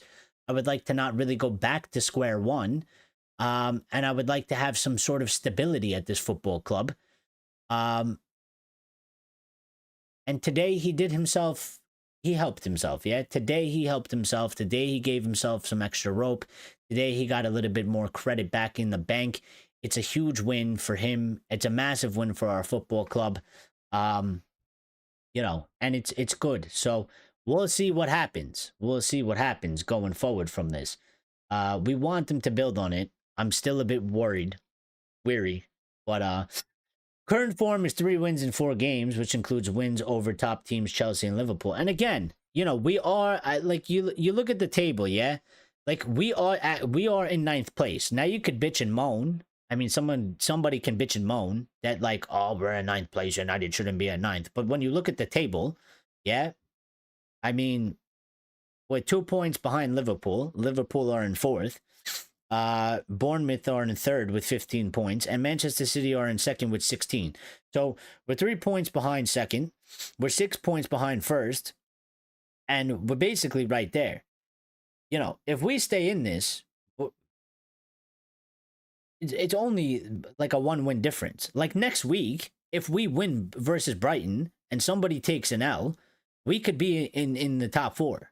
We could go from being in 9th to being actually in the top 4 position, which would obviously be the first time that that's happened under Ruben Amorim. And I wonder how long that's actually been since we've seen United in a top 4 position in the league in general.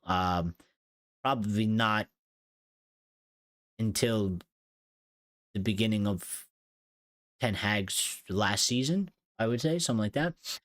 Axe says the win was harsh to obtain, but they did it. Congratulations to all. I mean, listen, it was never going to be easy. It's not going to be a walk in the park, and this is what happens. These are the matches, and this is what I'm saying. Like, you have to grind out the results, but they got to do the same thing when we go play Brighton. They got to do it when we go play, I don't know, when we go play Everton away, yeah? They got to do it then as well. They got to do what they did today. They got to do it against them as well. They can't just do it for solely Liverpool or for Chelsea or for only Arsenal, because it's only, 2, 4, 6, 8, 10. That's like 12 matches out of the season. We played 38 games. If we only turn up for the matches against Arsenal and the matches against Liverpool and the matches against Chelsea and the matches against Manchester City, um, you know, that's how you end up at the bottom of the table. So, um, I think we're going in the right direction. I hope we are. I mean, it might take a bit of time.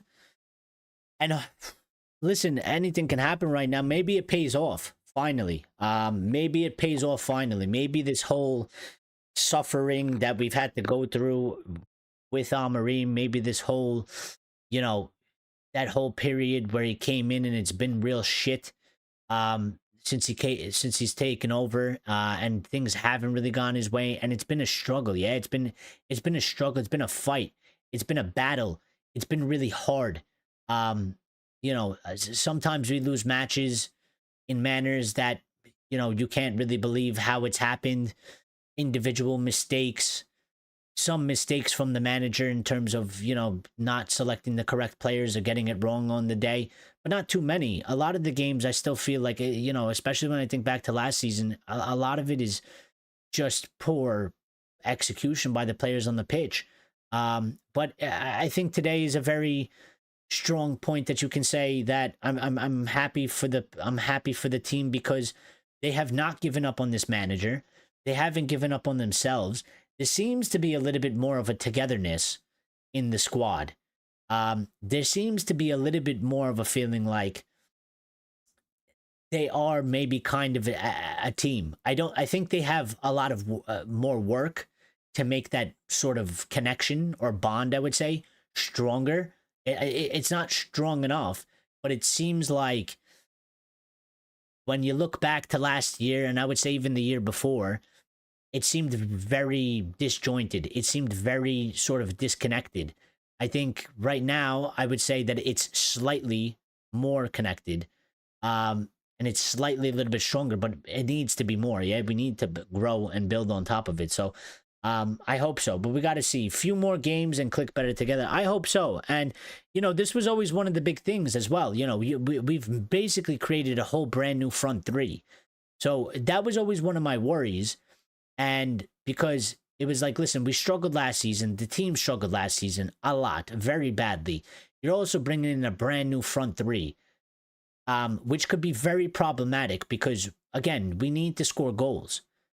I think for a brand new front three, I think they're actually doing pretty good. Yeah. And my hope is that if the more games they get under their belt, the more sort of better understanding they have of each other, the more that might actually click. And if it clicks, I think we'll be okay. The attack for me and the intensity and the mentality, if we could get that consistently, well, we're going to have a good season. We're going to have a good season. And we need a good season because it's been really rough for us. Yeah. It's been really rough for us. Bach says, I think a couple of basic tweaks have helped. Installing a competent, safe pair of hands in goal, upgrading the IQ/technique in the front three. I think it's definitely helped. I think again, like I said, the goalkeeper, I think he just gives you a different feeling. He does. He's one, you see him there, and there's a calmness, there's a collectiveness about it, but he also fills the goal. Yeah, with him in there, the goal just feels smaller for the opponents to score. And I hope that and I think that they're feeling that when they're actually on the pitch. I'm feeling that as a fan watching the game on TV, yeah? I think that they feel that on the pitch as well. And that's what I was saying. Like Onana, he just, because he was erratic, he was erratic in terms of like his personality is a bit erratic. Like he's a bit crazy, yeah? You just don't know. There's always something of him doing something weird or something strange in a match. Yeah, and you don't get that feeling from Lemons. You don't. He feels like a baby Courtois. He does. Like, he just feels like this big Belgium dude with long arms, big hands, and he's just like, yeah, shoot the ball. And then, like, he saves it, Like, he's calm. Like, he's calm. And I think his teammates in front of him, his defenders feel it. So I just think that there's a difference there. And the front three has definitely made a difference. If you compare this front three to last season's front three, it's totally different. I mean, Cunha and Embuemo are nowhere near any type of player like Garnacho. They're nowhere near as selfish. They're definitely more experienced for 100%. And again, I talked about it. The differences between them two and Xerxes, even Sesko compared to Rasmus. Now, while I think that again there was a lack of service of Rasmus, there is just a difference between Sesko and Rasmus. Yeah, Sesko is much taller. We can kind of play this game where we launch the ball to him and he can kind of flick it on because he's so tall. I mean, Rasmus would still have to fight for it, and Rasmus was kind of not so great in the air. Yeah, where Sesko is much better. And I think he's probably slightly better in terms of hold-up play. Rasmus is a guy that you want to kind of send through. He's kind of a guy that he likes to break the lines. Sesko is probably looking to do both, but he also likes to hold the ball up. He can hold the ball up, and he's a bit more calm in that aspect. So,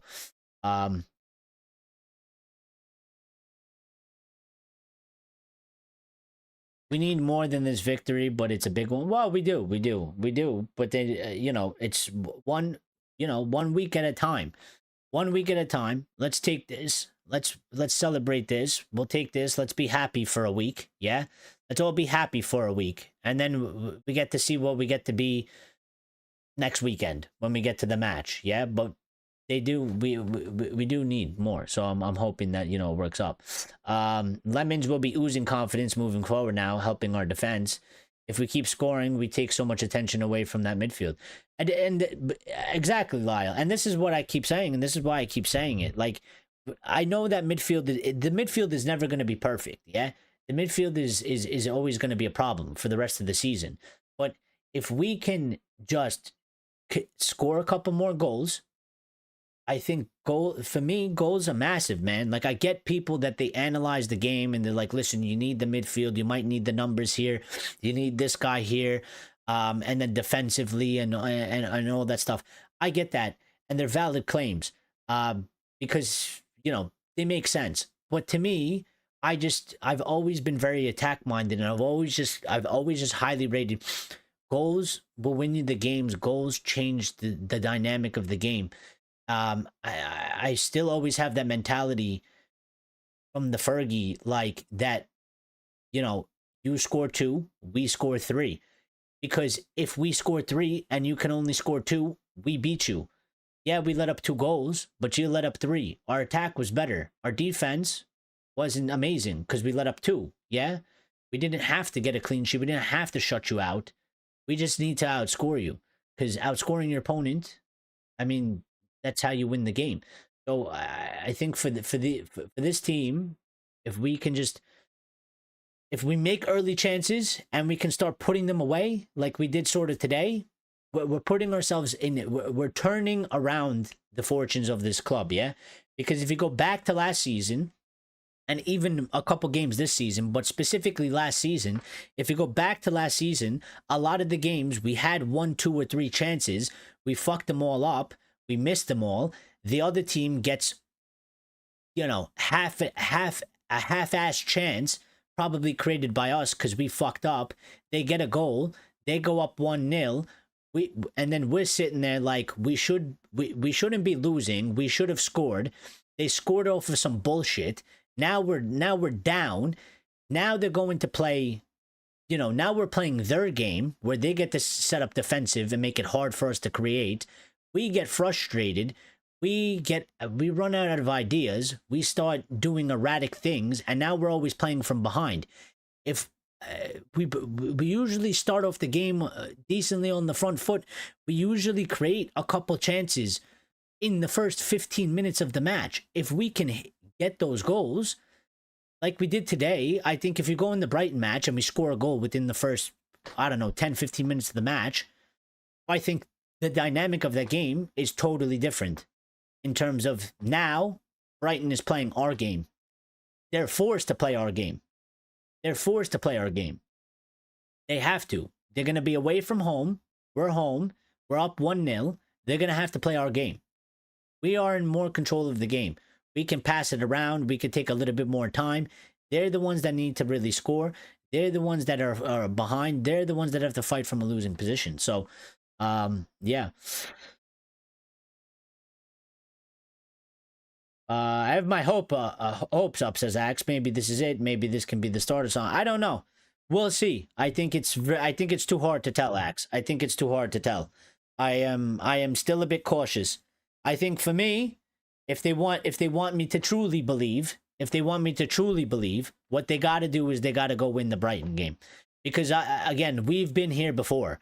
We've seen this before. This has happened before a few times. Yeah? What they actually need to do to kind of lean me in the position that this can actually be different this time is to go win that Brighton match. Because every time so far, after we've done something like this, they go into the next match and they fuck it all up and they lose the match or they drop points.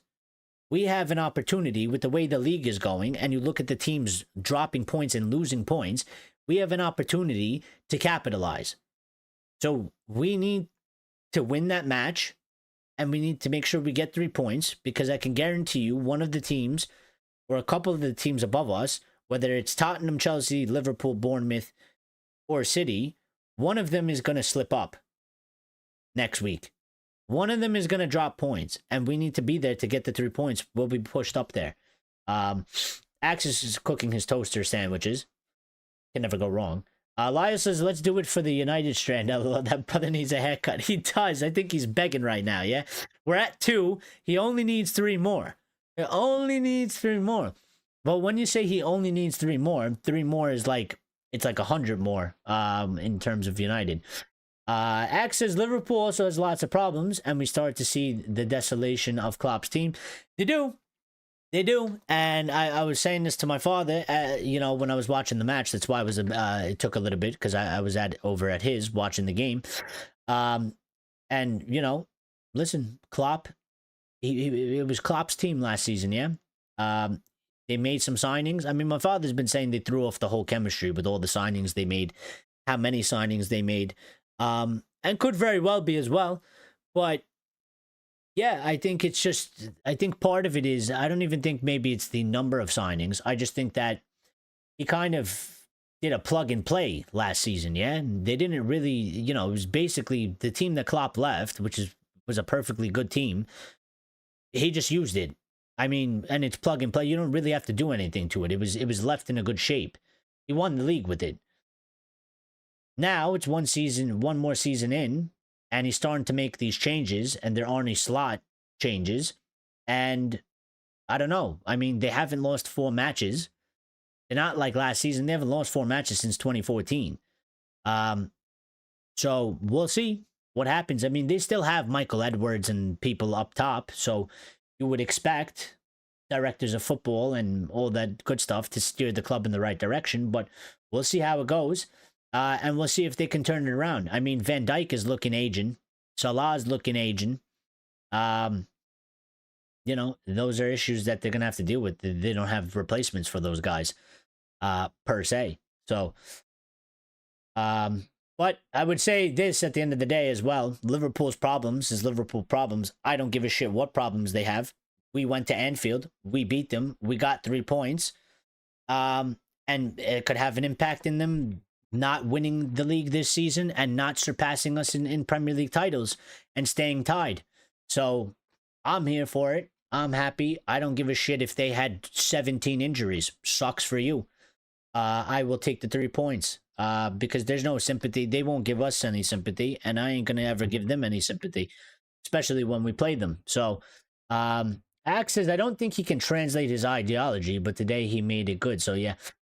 I don't know. I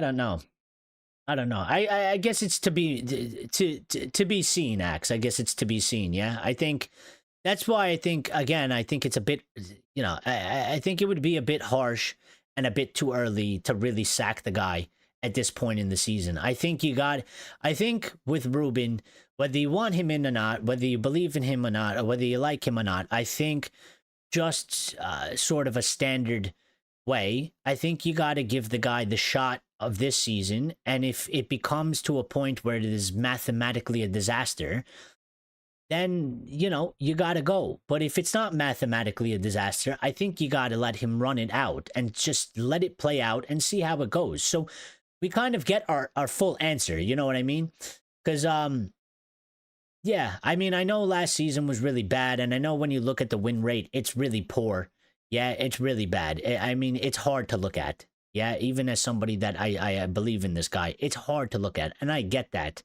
But I feel like last season was just it was just weird. It was a weird one. There was too many different like weird factors. We made a big change in the middle of a season. I think it was sort of unconventional. It's not normal. And I would expect a little bit more normalcy now because he's been here for almost a year. Yeah. So I want to see what he can actually do from beginning to end. I want to see where he actually finishes. I want to see what he can actually do. Can he get us, top six? Or is it going to end up where he actually ends up in 15? Because I know we ended up down there, but I just kind of feel like that's still not real. I just don't feel like he is the guy that, listen, he might not get you top four, but I don't think he would finish all the way down there. I think that there was a combination of a lot of shit last season. And him also, he has to get used to the league as well. So I would like to see where he actually gets us. But he needs to, like I said for Ten Hag once upon a time, he needs to do himself a favor. Yeah? He needs to give him as much time as possible himself. And that's by the decisions that he's going to make. And I think one of the things that kind of helped him is obviously getting the win today and having the team perform in the way that they did. But even just little things like subbing Bruno off today, I think was the correct decision. I think it was the right decision. And it goes a long way with the fans. It really does, because it shows that he's not 100% completely unwilling to change on so many things. He's not that stubborn. He will make the call when he feels like he needs to. There's things that he's obviously clearly stubborn on. He's not going to change the system. He's not going to change the formation. But at the very least, you got to give something to the fans personnel-wise, especially if they're not getting the job done. And I think that's where Ten Hag really hurt himself. Yeah, the fact that he wouldn't take Rashford out, the fact that he wouldn't take Anthony out, the fact that he kept playing them, the fact that he wouldn't give really other players opportunities. It hurt him from a fan view because people had less patience with him. So I think if he does that and he can get some results, he's given himself extra rope, which is what he needs to do. I don't, Box said some fans had the banner, "Goodbye, Fergie." What is that supposed to mean? That he's gonna die? That he was gonna die? Is that what they're trying to imply, Box? That he was gonna die today or something? Because I don't. What do they mean by "Goodbye, Fergie"? Or are they just taunting us because he's no longer our manager and we've been fucked ever since? Lyle says no centre back won more defensive duels than De Ligt in the Premier League. By the way, again, this is why. Thank you, Lyle, again, because I haven't really spoken about De Ligt, yeah, and I've spoken about a couple other players. De Ligt, I think is becoming one of our best signing in recent times. Yeah, he is immense back there. There was a reason my Bayern Munich friend was very upset, and why the Bayern Munich fans were upset about Maz and De Ligt. And I think they were more upset about De Ligt specifically leaving the football club because they rated him. And he's been so important to us, especially with the absence of Martinez. With De Ligt coming in, he's kind of filled a bit of that hole. Yeah, he's been really, really good. I don't know where we would necessarily be without him in there. It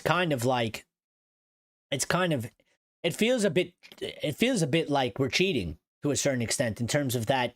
It's like we have a second captain on the pitch.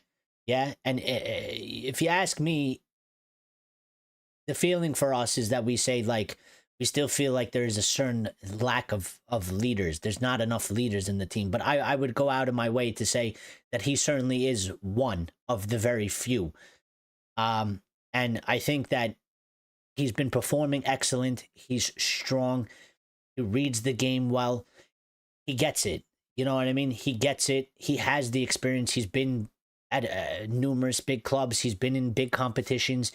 he has sort of the mentality and the attitude. Again, I always bring these things up. I think they're very important. He has that stuff coupled with the ability. I think he can be the captain of this football club in the next 1 to 2 seasons or so, depending on, what happens with Bruno Fernandes, if he stays or when he does go.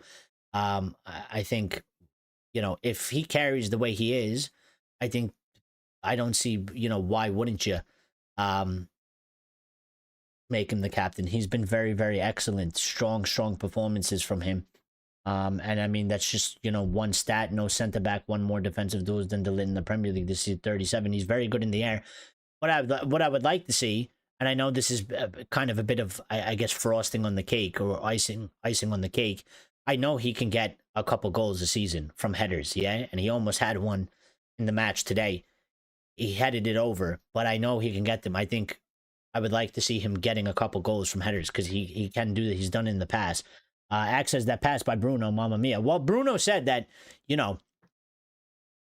he wanted it to go in that direction, but he was honest, and he was like, if I told you that I meant to put it directly on Harry Maguire's head like that, he'd basically be lying. But the idea, the thought behind it, which was very good, and the execution to do it, a volley one time, and to put it exactly where he put it, which was the perfect position, was very, very good. And I think that's why Bruno stays on the pitch. And I think that's why they keep him on the pitch. Because even when he is, he's had lapses of concentration in the match where the ball is to him. He's not under pressure. He's taken a bad touch. It's rolling away from him. He's given up the ball in the middle of the field. But then he can go and do something like that. And I think that's why the managers, Ruben and others in the past included, tend to keep him on the pitch because he has that always in him. He has the ability to have an impact in the game at sort of any moment, even if he's having a shit game. And this is why I say he's been our most impactful and probably our best signing post Ferguson, because people call it stat padding, but I think that's a load of bullshit. I refuse to call it stat padding. It's not like stat padding to me is more like he's dropping fours every match and then he's getting on the score sheet by penalties, and he's doing that for fucking, I don't know, 5-10 matches in a row. He has the ability to have an impact. He somehow always ends up sort of getting an assist or getting a goal, and at the end of the day, at basic level for football, getting an assist, you're creating a goal scoring chance, you're putting a point on the board for your team, or you're getting a goal. Like, you can't really have more of an impact on a game than getting an assist or getting a goal, which he seems to do quite a lot, and he's very good at that. So, Lucky says, I'm with the manager. My advice to Ruben, play back five. Maguire, Lemons, Mason, Mount, Euro, Nas, Cunha, how to start against Brighton, he's saying there. Glazes out. He says that Kobe, Mainu, and Lemons. Lucky also says, I'm happy for the manager getting game plan right. Go back five, Maguire, Cunha, Mbeumo, Patrick, Dorgo. Well, I think the thing with Maguire is you can switch him in and out. I don't think Maguire needs to be... I think Maguire gets man of the match today, and he had a very good game. But I don't think that means that Maguire needs to be starting every game. The problem is you don't really want to be changing the back line. But I think with this, I think some games you can and you need Maguire. He's tall. He's good with the head. He adds that sort of safety when it comes to crosses, and he can get you a goal with his head like he did today when you go forward. He is quite good at that. There's other matches that we might not need that. Maybe we play a team that's not very good in the air, or that they are quite tall. We might not necessarily need that. So I think we're probably going to see like sort of a bit of a continuation in the swapping in the back. I don't know if that's such a good idea, because you want your strongest back line to play as many games together as possible. But I think when you look at, you have Maguire and then you have Euro, it gives you two different sort of aspects of playing with two different types of back lines with different qualities in it. So, I mean, we'll see. We'll see. I think for Brighton, if I'm not mistaken, I don't think they're particularly a team that's quite good in terms of numbers of crosses and it being in the air. So I don't know if you necessarily need Maguire for that match. But I assume, based off of this performance, if we're going off of form and performance, I guess you would have to go with Maguire again next week.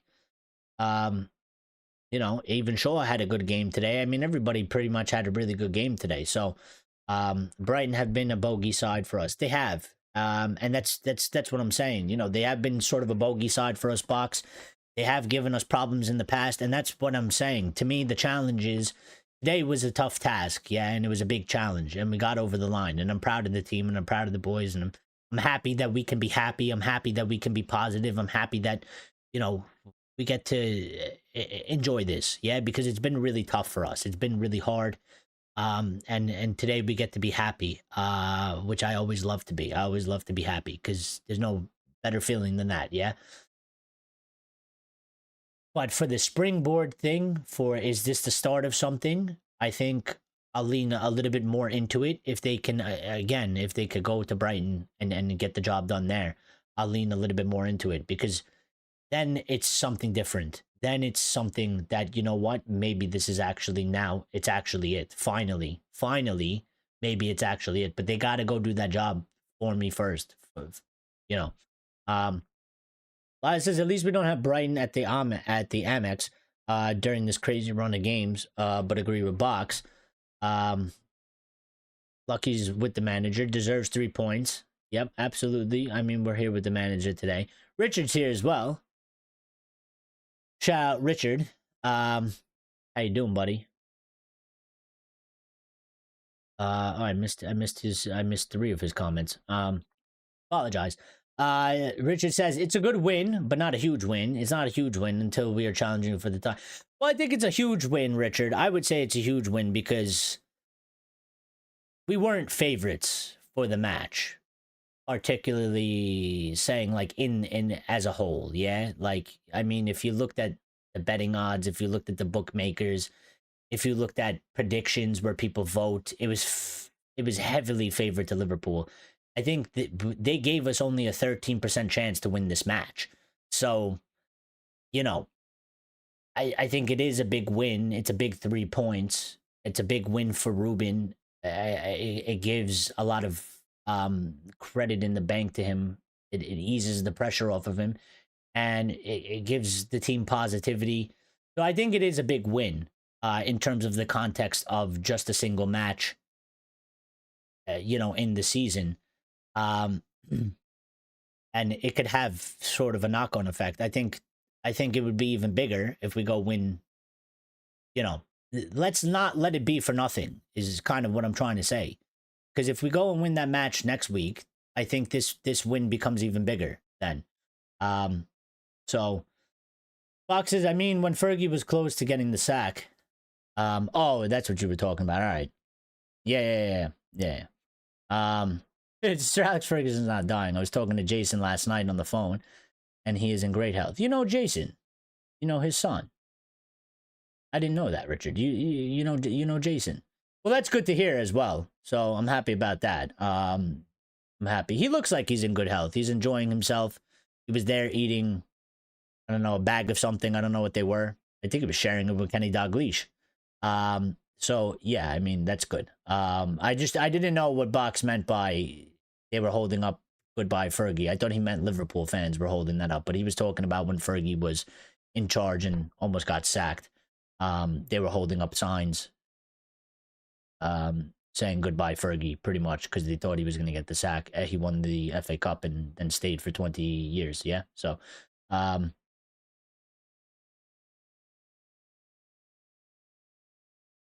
used to work in retail supplies, and it was about a friend of his wanted pointed in the right direction. Well, that's cool. That's great. By the way, Richard, they gave you a win last time you went there, didn't you? So that was a good one. You were there for the Sunderland match, weren't you? They gave you a win finally. I hope you enjoyed that one, by the way. When we were 1 up, Oracle still had the win probability heavily favored for Liverpool. Yeah, And I mean, I mean, when we were 1-0 up, I kept saying we need another one, we need another one, because I knew they were gonna get one. Yeah. Even though they weren't, I didn't feel super scared by them. That maybe I did in some previous meetings between us, but I just knew, I was like, they're gonna get one. They're gonna get one. We're gonna need another one.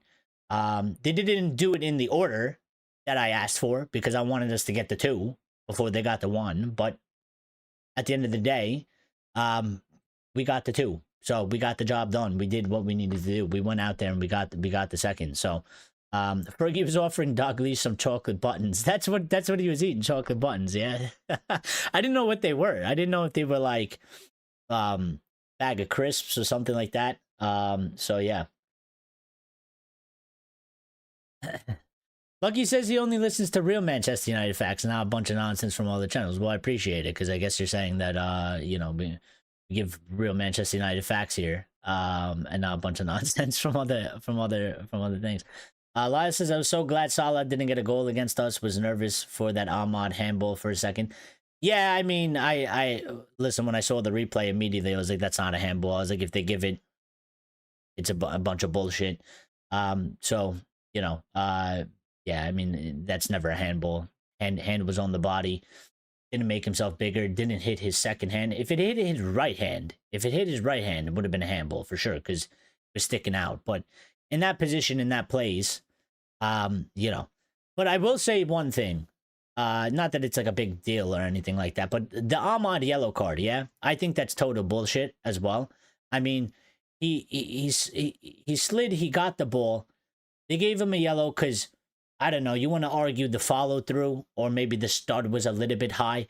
But I mean, at that point, what are we saying here? So he can't make that challenge. So essentially what they're saying is, you can't make that challenge, so just let the Liverpool player get the ball, because otherwise we're going to give you a yellow card and a foul. And I think that, I think that's a load of bullshit. Like, he made the challenge. To me, it's a clean challenge. He got the ball. There's always going to be some sort of a follow through, because what is he supposed to do? You know, is he supposed to redirect himself like he's fucking Mario Kart or something, and change directions so he doesn't hit the guy with the slide? To me, it's a clean tackle. And I disagree with that, because it's just like, well, what is he supposed to do then? So what you're saying is he can't make a challenge on that ball, so just let the Liverpool player get the ball, and then what if they score from that? And then I was like, well, what if they score from this free kick now? Because I was like, I don't even think it should have been a yellow, and it shouldn't have been a free kick. I don't think it was a foul. I think he won the ball cleanly. So, Richard says, yeah, the Sunderland game, and was with one of our heroes afterwards, Mr. Willie Morgan, OBE. Well, damn, you had a good time there. Well, I'm glad they gave you the win finally, because you got into a couple and they disappointed you there. So, you know, that was good. I was thinking of you. You didn't show up. You were busy, obviously, but you know, we were here talking about it, and we're like, well, we'll hope, you know, finally they give Richard a win. I hope he enjoyed it. Lila says, oh, and also Michael Oliver didn't make the game about him. He officiated well. He did. I mean, so much so even my father gave him credit for today. I was a bit annoyed, because I think at parts of the game I was still a bit pissed off at him, because I think there was a couple times where they did foul us and he didn't give us the foul, but usually, you know, he makes it way worse. It's usually very against us and heavily in favor of Liverpool. I can't say that today. I think he fared a rough match. He was overall balanced. I think there was, you know, even during the moments in the game, he gave us fouls. Liverpool complained about it, and I think it was the same way. So I think it was pretty evenly handed. So, I mean, it's good, because we don't want to be talking about the ref, and we don't want to be fucking, you know, we don't want them to be ruining matches and shit, you know? We just want it to play out. So, Lucky says, I help support Birmingham City, Manchester Red side. Live says, from the ref's pod, though, it looked like Ahmad went right through. Yeah, I guess. I mean, I guess. Bach says, it was also a big win today in terms of breaking / reversing some records. This is what I like. First back-to-back Premier League wins since August 2024, yes. First Premier League away win since April 2025. That's another one. First Anfield win for Manchester United since 2016. And here's what I'm saying. That's why it is sort of a big deal for today. You know what I mean? It is a big deal. I mean, there's been a couple things like just getting the back-to-back wins to do it. We spoke about this last match. Doing the back-to-back wins things was huge. You do it in this match, it's just big, yeah. And then even just to get a win at Anfield, which we haven't done in 9 years, is huge as well. And then we've struggled away matches. We have the first Premier League away win since April 2025. We've been struggling away matches, so to go out there with the mentality and the attitude, and the intensity that we had, and get over the line under these circumstances, everything was pretty much stacked against us. Yeah, we weren't favorites probably in any statistic. I mean, we didn't have an away win since 25 April.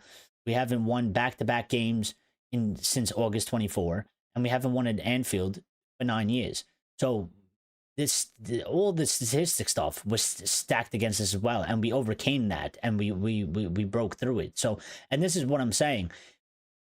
Please, for the love of God, please let it be different this time. Let it actually be real that it's different this time. Let's not let this be for nothing.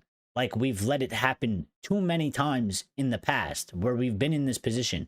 Let's not let this win be for nothing. Let's go do a job against Brighton. Let's get the 3 points. Let's keep the momentum going. We have a big opportunity here. If we win the match against Brighton, this match becomes an even bigger win. So, Box says, yeah, good to see the ref was generally anonymous. Richard said the Sunderland game was good. However, the rain was awful. Yeah, I mean, it was crazy. Let's blame Ruben.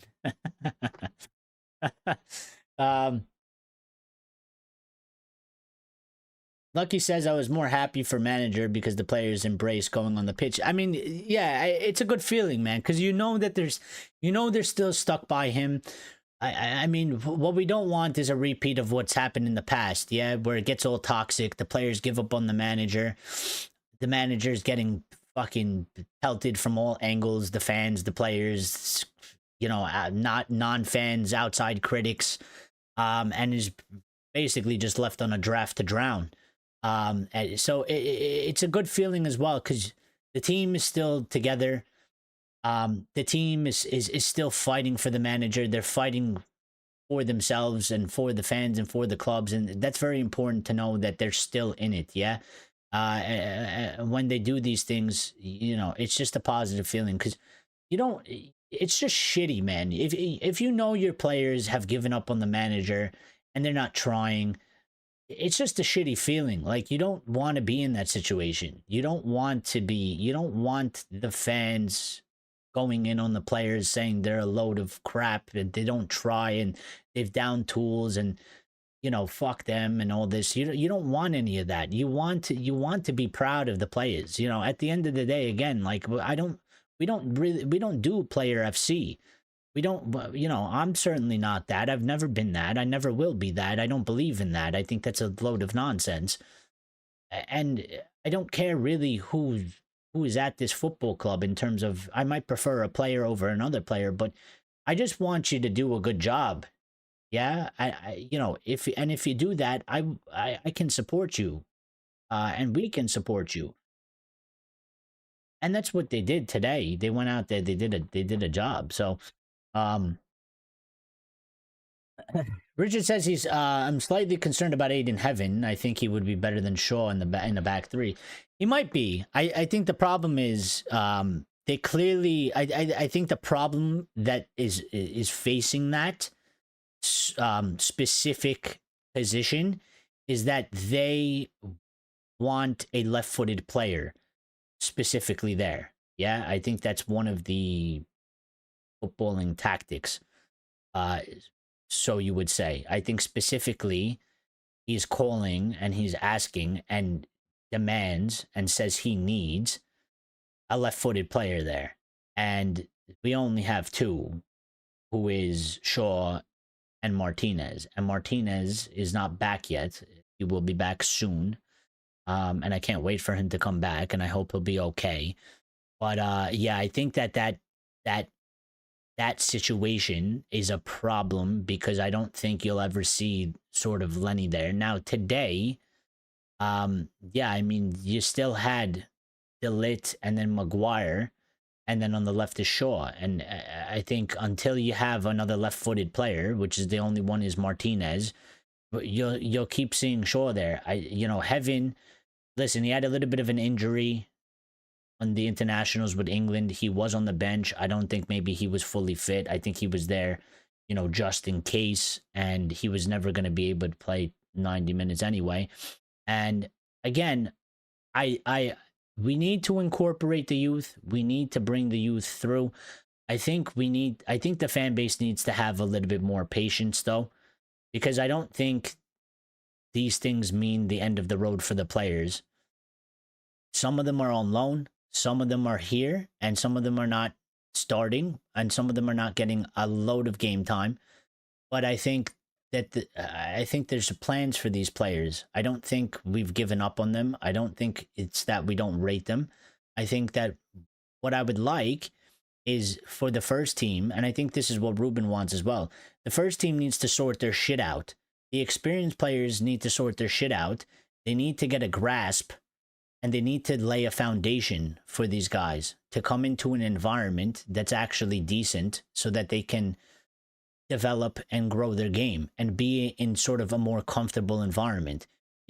Being this young player coming into such a hostile and sort of toxic environment where things are not going well and things are very inconsistent and you're still sort of trying to learn your trade.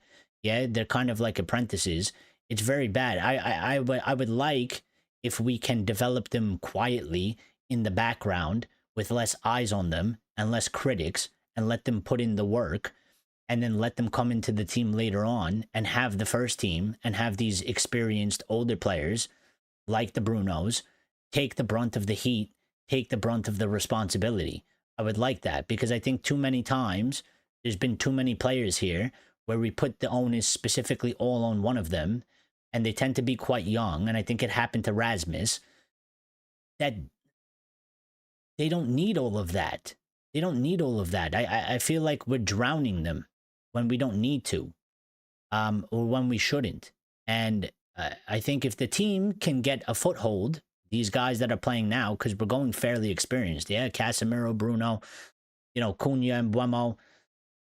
I mean, even Diallo to a certain extent, and Delo, and, Shaw, Maguire, and DeLitt. Like, I would like for them to carry the torch. I would like for them to carry the brunt of the responsibility and carry the load.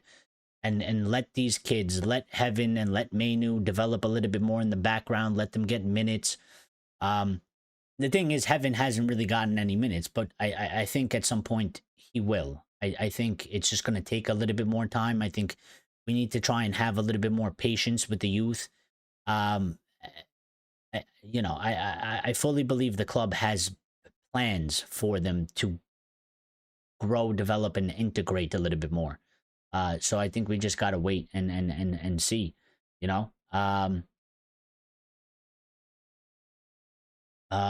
Richard said, and if no one noticed, Vitek got another clean sheet. I saw that the other day, actually.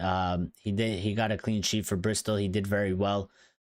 So it's going quite well for him, and I'm happy for that. You know what I mean? A lot of people would have taken him, put him in the squad. They would have tried to put him number one, which is all good and well. But at the same time, listen, if we send the kids on loan and they're having a good loan and they're playing loads of matches, I'm happy either way, because they're growing, they're developing, and at some point, if you're good enough, you'll make it. Like, if you're good enough, you will go on loan, you'll have a good loan, you're going to play loads of games, you're going to get the development you need, and then you come back to us, and, your time will come, and we will put you in, and you will get there. You will make it.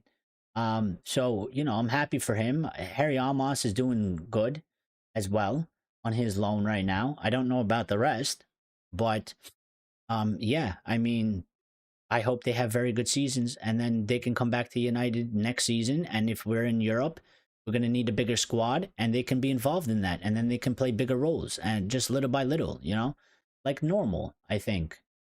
Football has gone a little bit crazy with, they see a Lamine Yamal, and they think like every 17, 18-year-old should be playing every match for 90 minutes. And I still kind of disagree with that. At the same time, I understand if you're good enough, you're old enough. But again, our club is in a sort of a place where it is still sort of a mess. We're not in some sort of a normal, when you look at Arsenal, they're in a much better position. You can afford to sort of throw in a couple more younger players. The squad is more solidified. It's stronger. It has a better mentality. We need to get to that place so we can start taking a bit more risks on our younger players in terms of seeing what they're really about. I don't think that we're in the position right now.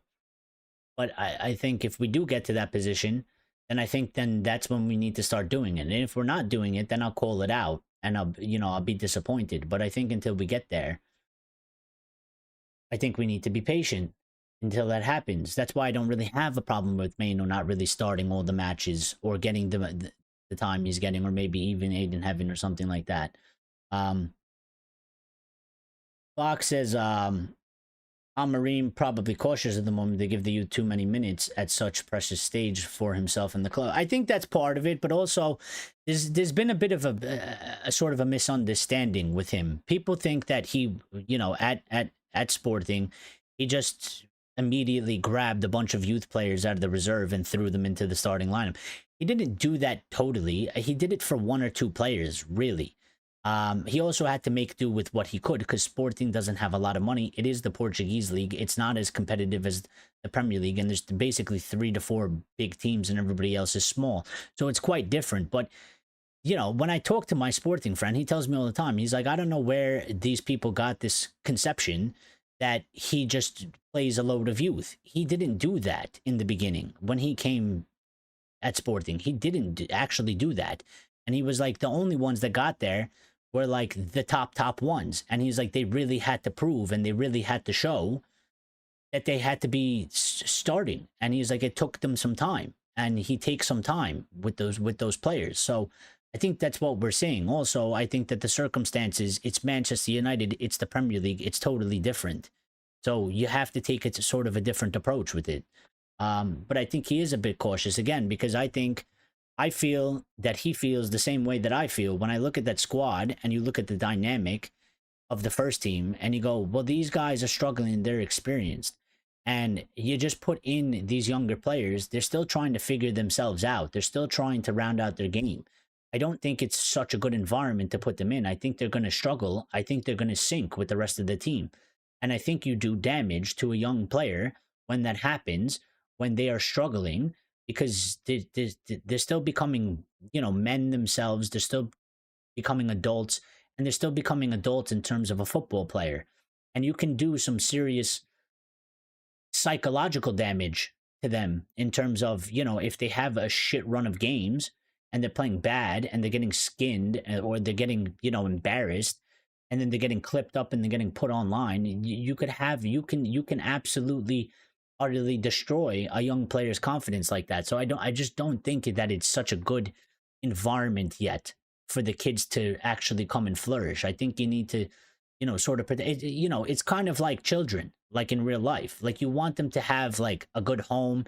You don't want them to be in a bad neighborhood. You don't want them to be in an environment where the parents are constantly screaming, fighting, and it's just like a disaster in the house. You want them to have a good environment. You want them to be in a safe environment to a certain extent. And I kind of look at it like that. And when I look at our first team, I can't really tell you, like the team that we field, I can't really tell you that it certainly feels like that type of environment yet. Hopefully we can get it there. Yeah. So,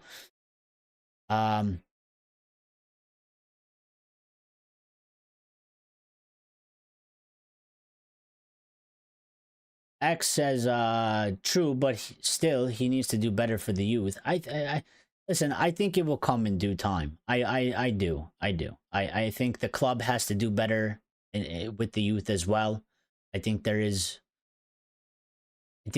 an argument to be made there. We have a very good crop of young players that it's gonna take a couple years for them to get, you know, to reach the age of 17, 18 till we see them. But we are there. I think we are making improvements, but these things take time with the youth and stuff like that. So Richard says, here's my big statement. De Ligt should be our captain. Well, I think he could very well be our captain. I just, he's not going to be our captain right now. I said it before. It all depends on what happens with Bruno. But I think when you say when and if Bruno leaves, and I say if because he might not leave next season, he might stay, but I would more so say when Bruno leaves. I think if De Ligt continues the way that the De Ligt is now and he keeps it up, and he's the same De Ligt that we've been seeing now, and he's the same De Ligt at that time, I think De Ligt can definitely 100% be the captain.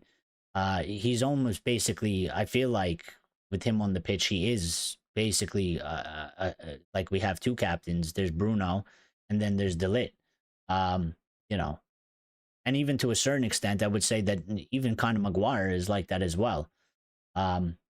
Box says, I guess Amorim views the likes of Lemon, Sesko, Yorgo, Dorgu as sort of inexperienced young players in the Premier League as well. Mainu is getting minutes, and we'll get more this season goes on. And that's what I'm saying. Like, if you kind of look at it, yeah, like he's not throwing Cheeto in there, and they've sent Amos on loan. Like, they're 18-year-olds, and they're youngsters. And you could say, let's throw them in and let's play them, yeah? But also, when you look at it, like, Lemons is inexperienced, and he's sort of young, yeah? He's not 18, but he's on the younger side.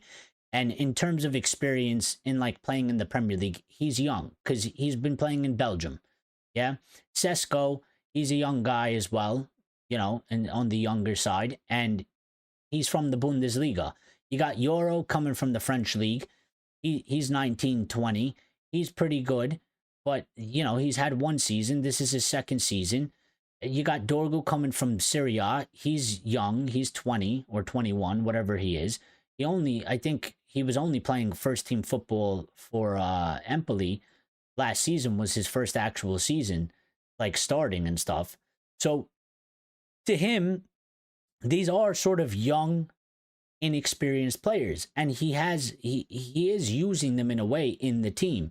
Lemons has come in and started. Sesko is starting every once in a while. He's on the bench like today, but he's been starting. He's got a couple goals. Euro's been in and out as well, but he's started, and Dorgu's been in and out as well. So he is sort of managing. I don't know how young you can actually go. You know what I mean? And lack of experience. So we have these players that are the club. We're going to have to use them. And hopefully the other ones, like, for example, like Harry Amos or even Diego Leon is there as well. They need time. Like, Leon's coming from a totally different country, a totally different league. Like, it's going to take him some time to get up to speed. He's a young guy. He's got to grow. We shouldn't be throwing a player like him because we need him. Yeah, we actually need him. We need him. Well, we need Amos, but with the way the team is, I don't think it's fair to throw them in and be like, we need you to perform like a seasoned veteran, because they're always going to have ups and downs, and they're going to have struggle pains. And you see these other guys that have maybe a little bit more experience, like Yoro was playing first-team football and Dorgo was playing first-team football. They still have growing pains in them. So, Fox says, once everyone is fit, Heaven will be a mainstay on the bench, but with one game a week and everyone fit, Leon, Fredrickson, me, Obi, etc. will struggle to make the 20-man match day squad. That's the issue that we have to deal with for this season, yeah? And that's why we need to get back into Europe so we can have more matches and we can have a bigger squad. But it's the issue that we have to deal with this season, and hopefully it's a one-off season type of thing, and, it just is what it is. But you're going to have to manage it. Again, this is one of those things that, because of what happened last season, we got to deal with it. So, but United were never far away from an injury crisis, plus their AFCONs too. So the situation quickly changes. And that's the thing as well. We don't know what's going to happen. And you're right, Box. Like, I mean, there's the AFCON thing. We're going to lose 3 players out of that. So we're going to need another 3 players to set up. You never know. Somebody can get injured and be out for quite some time. So we're going to need somebody to fill up that spot as well. So, I mean, we take it week by week, match by match, and we see what happens. Um, really, that's football at the end of the day. Lucky wants United to get Conor Gallagher in January. um, Richard says, would that be like the Liverpool commentator Alan Hansen, who said in 93, 94, you will never win anything with kids? I don't necessarily think so. I think it's a bit different. I don't think it's that you can't win anything with kids. I think you can use the kids. But I think in today's time, I think you need to have a nice balance. And I think with our situation, with the club being as massive as it is, with today's time, the way things have changed with social media and stuff like that, I think you just need a more balance. I think you can use kids, yeah, in your squad to win things and be part of a team and play with a team, but I don't think you can just throw in a bunch of kids and expect them to go and win things. And like how we did it kind of in the past, I think it's totally different. I think the situation is quite different. Just the way we're talked about, how we've been. It's been a very long period of 12 years of just sort of mediocrity, and there's a lot of pressure. And generations are different. Yeah. These kids today are not the same as the kids back then. They don't have the same mentality. The world is very different.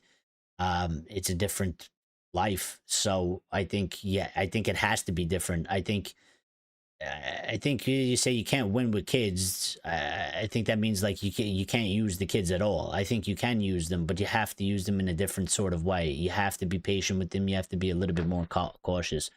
X says we need to win the UCL next season. No excuses. Well, we need to win the UCL at some point, I would say. Yeah, we need to get back to that. Let's take baby steps. Let's get back into the UCL first, and then let's take a step in actually being competitive in the UCL first. Let's get that back under our belt, and then hopefully, like, we can actually go for it, yeah? At some point. So, but yeah. Guys, listen, we got to get out of here. Thank you for all the support. I mean, big win. Everybody go celebrate the way you got to celebrate. Have a couple drinks, have a smoke, whatever you do, whatever it is. Do that. Enjoy yourselves. Very, very happy today. Big 3 points, big win. We're going to ride this one into, the next week coming up, into the next match. Streaming. I will try to stream tomorrow. It's going to be a late one, though. And I don't know, if I'll actually be able to do it. So I'll keep you guys posted. If I can't stream, if I don't stream tomorrow, then look for a stream Wednesday. Yeah, Wednesday at the very least. If I can't do the Monday one, we're going to do Wednesday regardless. And Wednesday will be at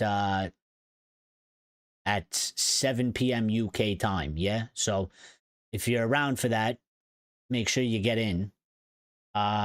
Richard says football has never changed. Keep the ball out of your net. Just put it in theirs. Well, that much is very much true. Yeah. That much is very much true. And Richard says, thanks, Eric. Stay safe, all. You too, Richard. You too. Stay safe. Thank you for coming in here. Shout out to all of you for the support. Thank you to everybody that smashed the like button. We're at 3,220 subscribers. I think this thing has gone up as we've gone live. So shout out to all the people subscribing. Shout out to all the new people. Shout out to the day ones that have been supporting. You guys are the greatest ever. Thank you guys for making the show as always. Thank you for taking the time to be here, sharing your thoughts and opinions with me, and having a discussion. Vox says great when it's slab field. I'm gonna have to change that. I already changed it. Yeah, I already have it ready to go. I'm just gonna edit it, and then I'm gonna throw it up after I end the show. So I'll speak to you guys. Enjoy the rest of your Sundays, your weekend. Stay safe, be good. We'll all speak next week. Again, if I can't make it, because I don't know, I got work. Yeah, and I don't know if we're gonna be staying late or not. And if we do stay late, then I won't be able to do a show because it'll be too late for you guys. Yeah. And I don't want to do a show talking to nobody. So and I don't want to do a show by myself.